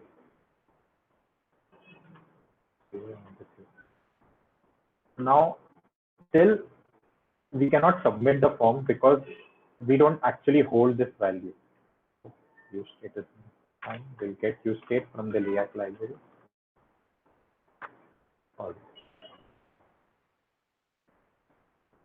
So we still don't have, like, now if you see, I've given the value as amount and I've given the description as the value for the description. Now if I try typing into this, I won't be able to do that because the state is still, you cannot change the state directly, right? And the value given to this is the value held by these two values, the description and the amount, which is actually an empty, and here also it's empty. So we cannot directly type. So now for the input, there is another event called on change. So on change is basically when something happens, like when you're typing something, the value inside the form is changing. That defines the on change event. And like every other thing, you will, so here set description. Okay. So what value we need to set? We need to set the value which is the current value inside the transaction, inside the input, the form input. So we need the event object and e dot target dot value. So this is given to us by the DOM, that is a document object model. So E is the event, target is in which element the event is taking place, and the value is simply this value at the current moment. So I'll do this. I've done this for the amount, sorry, set amount. And similarly on change,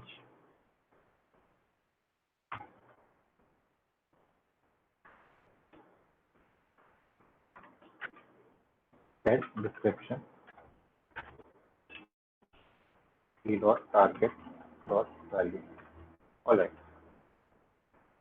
Now if we see, now we can type and change this value. All right. So to show you how the state changes, I'll just log the description.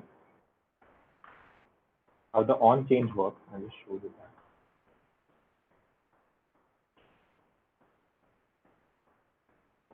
that. Inspect.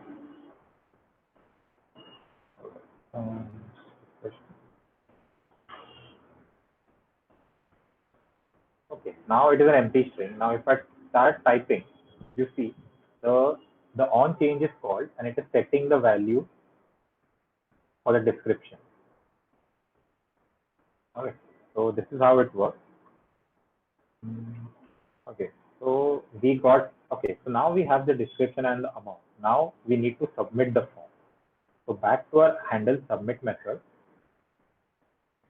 we first will create a new object, new transaction object. So let's call it transaction. Create an object. We need an ID, which we can do math. We can do math dot random.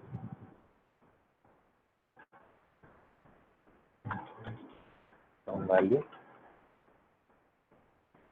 In JavaScript, there are many other modules which you can use to create this ID. One, a popular one is UUID. And okay, so we will have a random ID here. We will have the description as description. So now, whenever these two are same, like the object key and the object value, you can just shorthand this and write it as just description. And we need amount. And so here's the case. The input, even though it's a number, we have specified it as number, it is actually a string. So we need to cast that string into a numerical form. So in JavaScript, you can just do that. So what I'm trying to explain is currently we have this a string format, a number, but it is a string. And we want this. So in JavaScript, you can just do that. You can add a plus sign and write amount. Correct. So this will just convert that string into a number. Okay. Now we got the new transaction. Okay. So here, now we need to simply call the function, which we have here, add transaction. Add transaction. We take in this transaction, and that's done. Okay. And when we submit the transaction, we need to also clear the description and the amount. What we can do again, we can do set description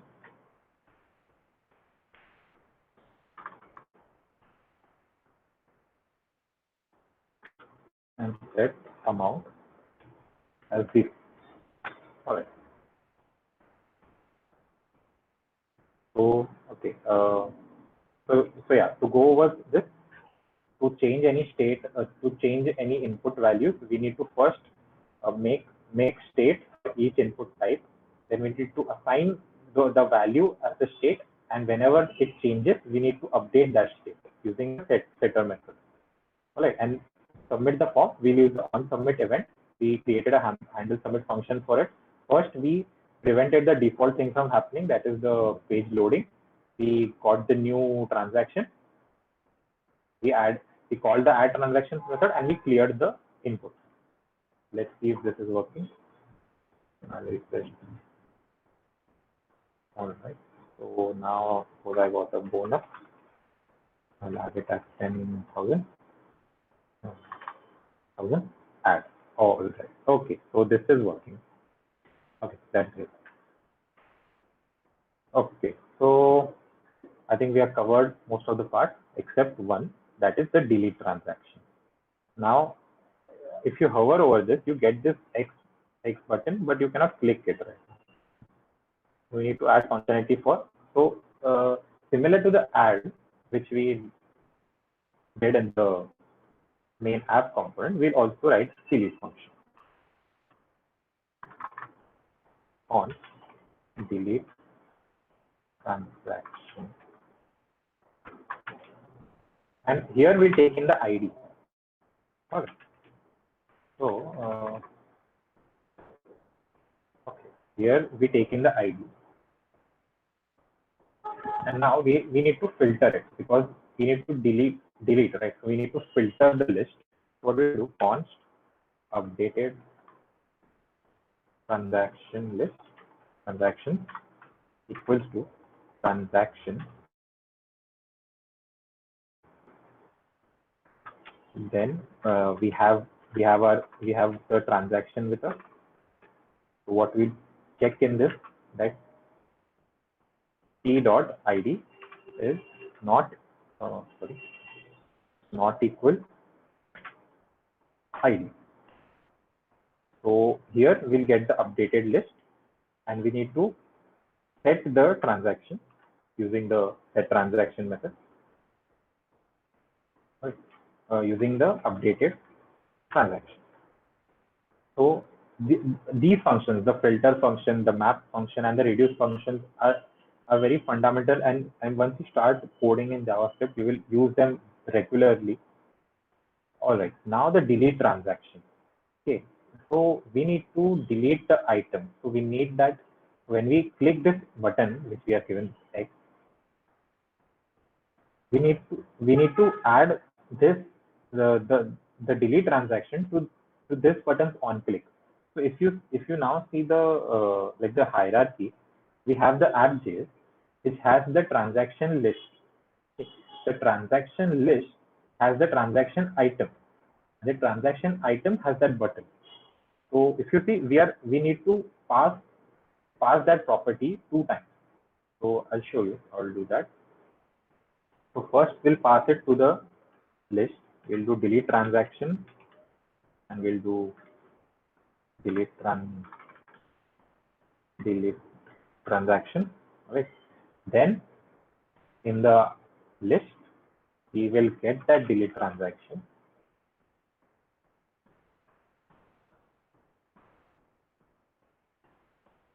All right, and we'll pass it again.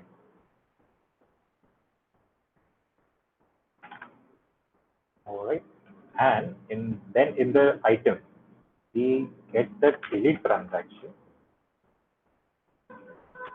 Now you'll be wondering that, like, what happens if the application becomes big and you need to perform a function which changes a state, but that function should be called in some component which is very deep down the hierarchy list. What we'll be doing that what we'll be doing in that case? So actually, what I'm showing you is the very basics of how you can call a function from a component. There are more advanced things which I'll be telling you where you can find those and how you can work with those. All right. So okay. So now we have the delete transaction method with us. All right. So now we will just do what we'll do. We'll do the on click event here. We will do delete. No, we want this on click delete transaction, and we pass the ID which we have here, which we have C structure. All right. Let's see if this works. Okay. All right. So let's see if I remove the salary. Yeah, it's working.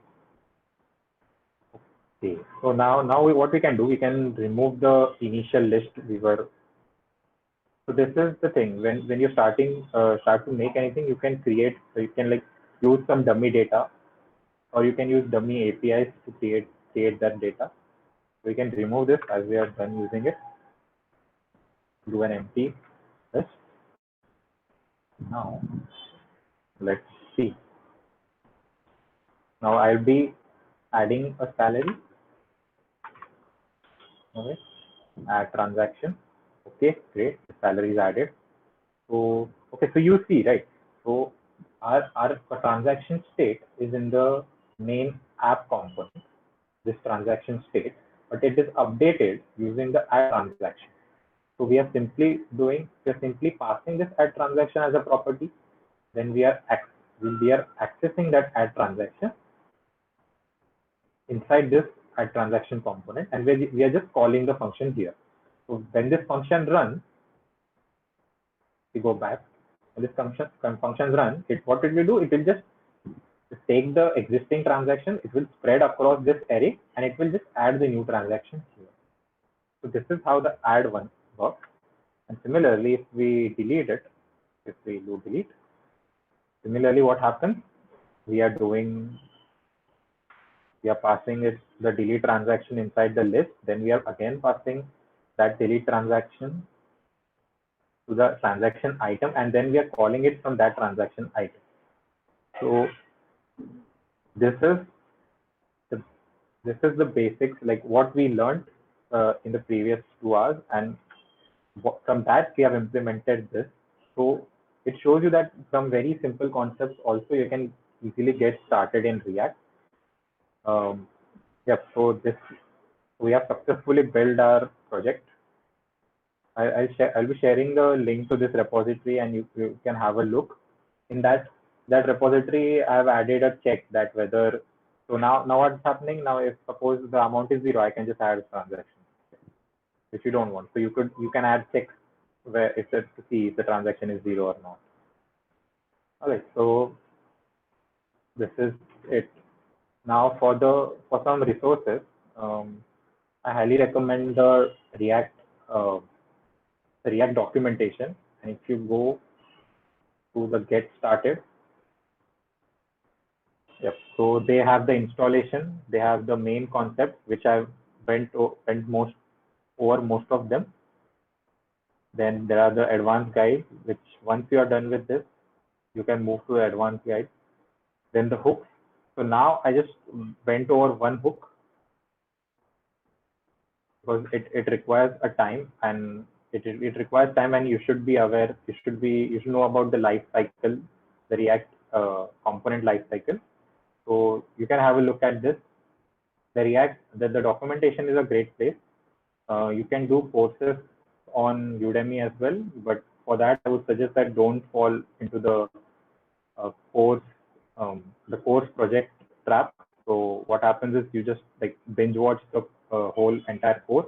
You copy paste the code and you learn very little. And every time you need to do anything, you go back to the course again. Like I'm guilty of doing that, but I learned that it is better that you do it yourself.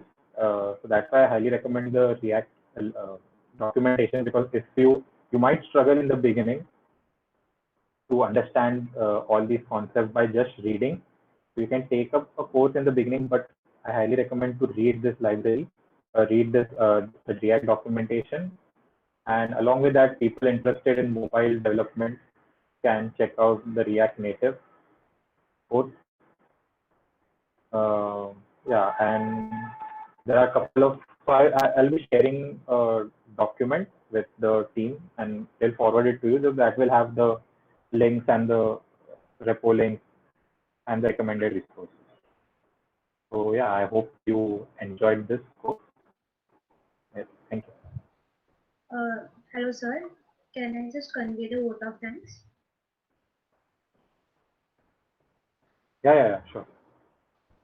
The starting point of all achievement is desire, said Napoleon Hill. I am Purva Tol, PRO of RAIT-ACM Student Chapter, and I would like to take this opportunity to thank Mr. Sugam Devare sir for honoring us with his presence and guidance on React. Thank you, sir, for enlightening us with all the valuable information. I would also like to extend my vote of thanks to the Principal of RAIT, Dr. Mukesh Patil sir, the HOD of IT Department, Dr. Ashish Jadhav sir, our coordinator, Dr. Vivek Kumar Singh sir, for their constant support. Thank you, participants, for joining us today. Kindly note, a feedback form will be circulated in the WhatsApp group. Ensure that you fill the form in order to receive your e-certificate. Certificates will be mailed to you within a week. We hope to see you all in the future sessions of RAIT-ACM Student Chapter. Don't forget to subscribe our channel and follow our social media handles to get all the updates about all our future events. Thank you once again.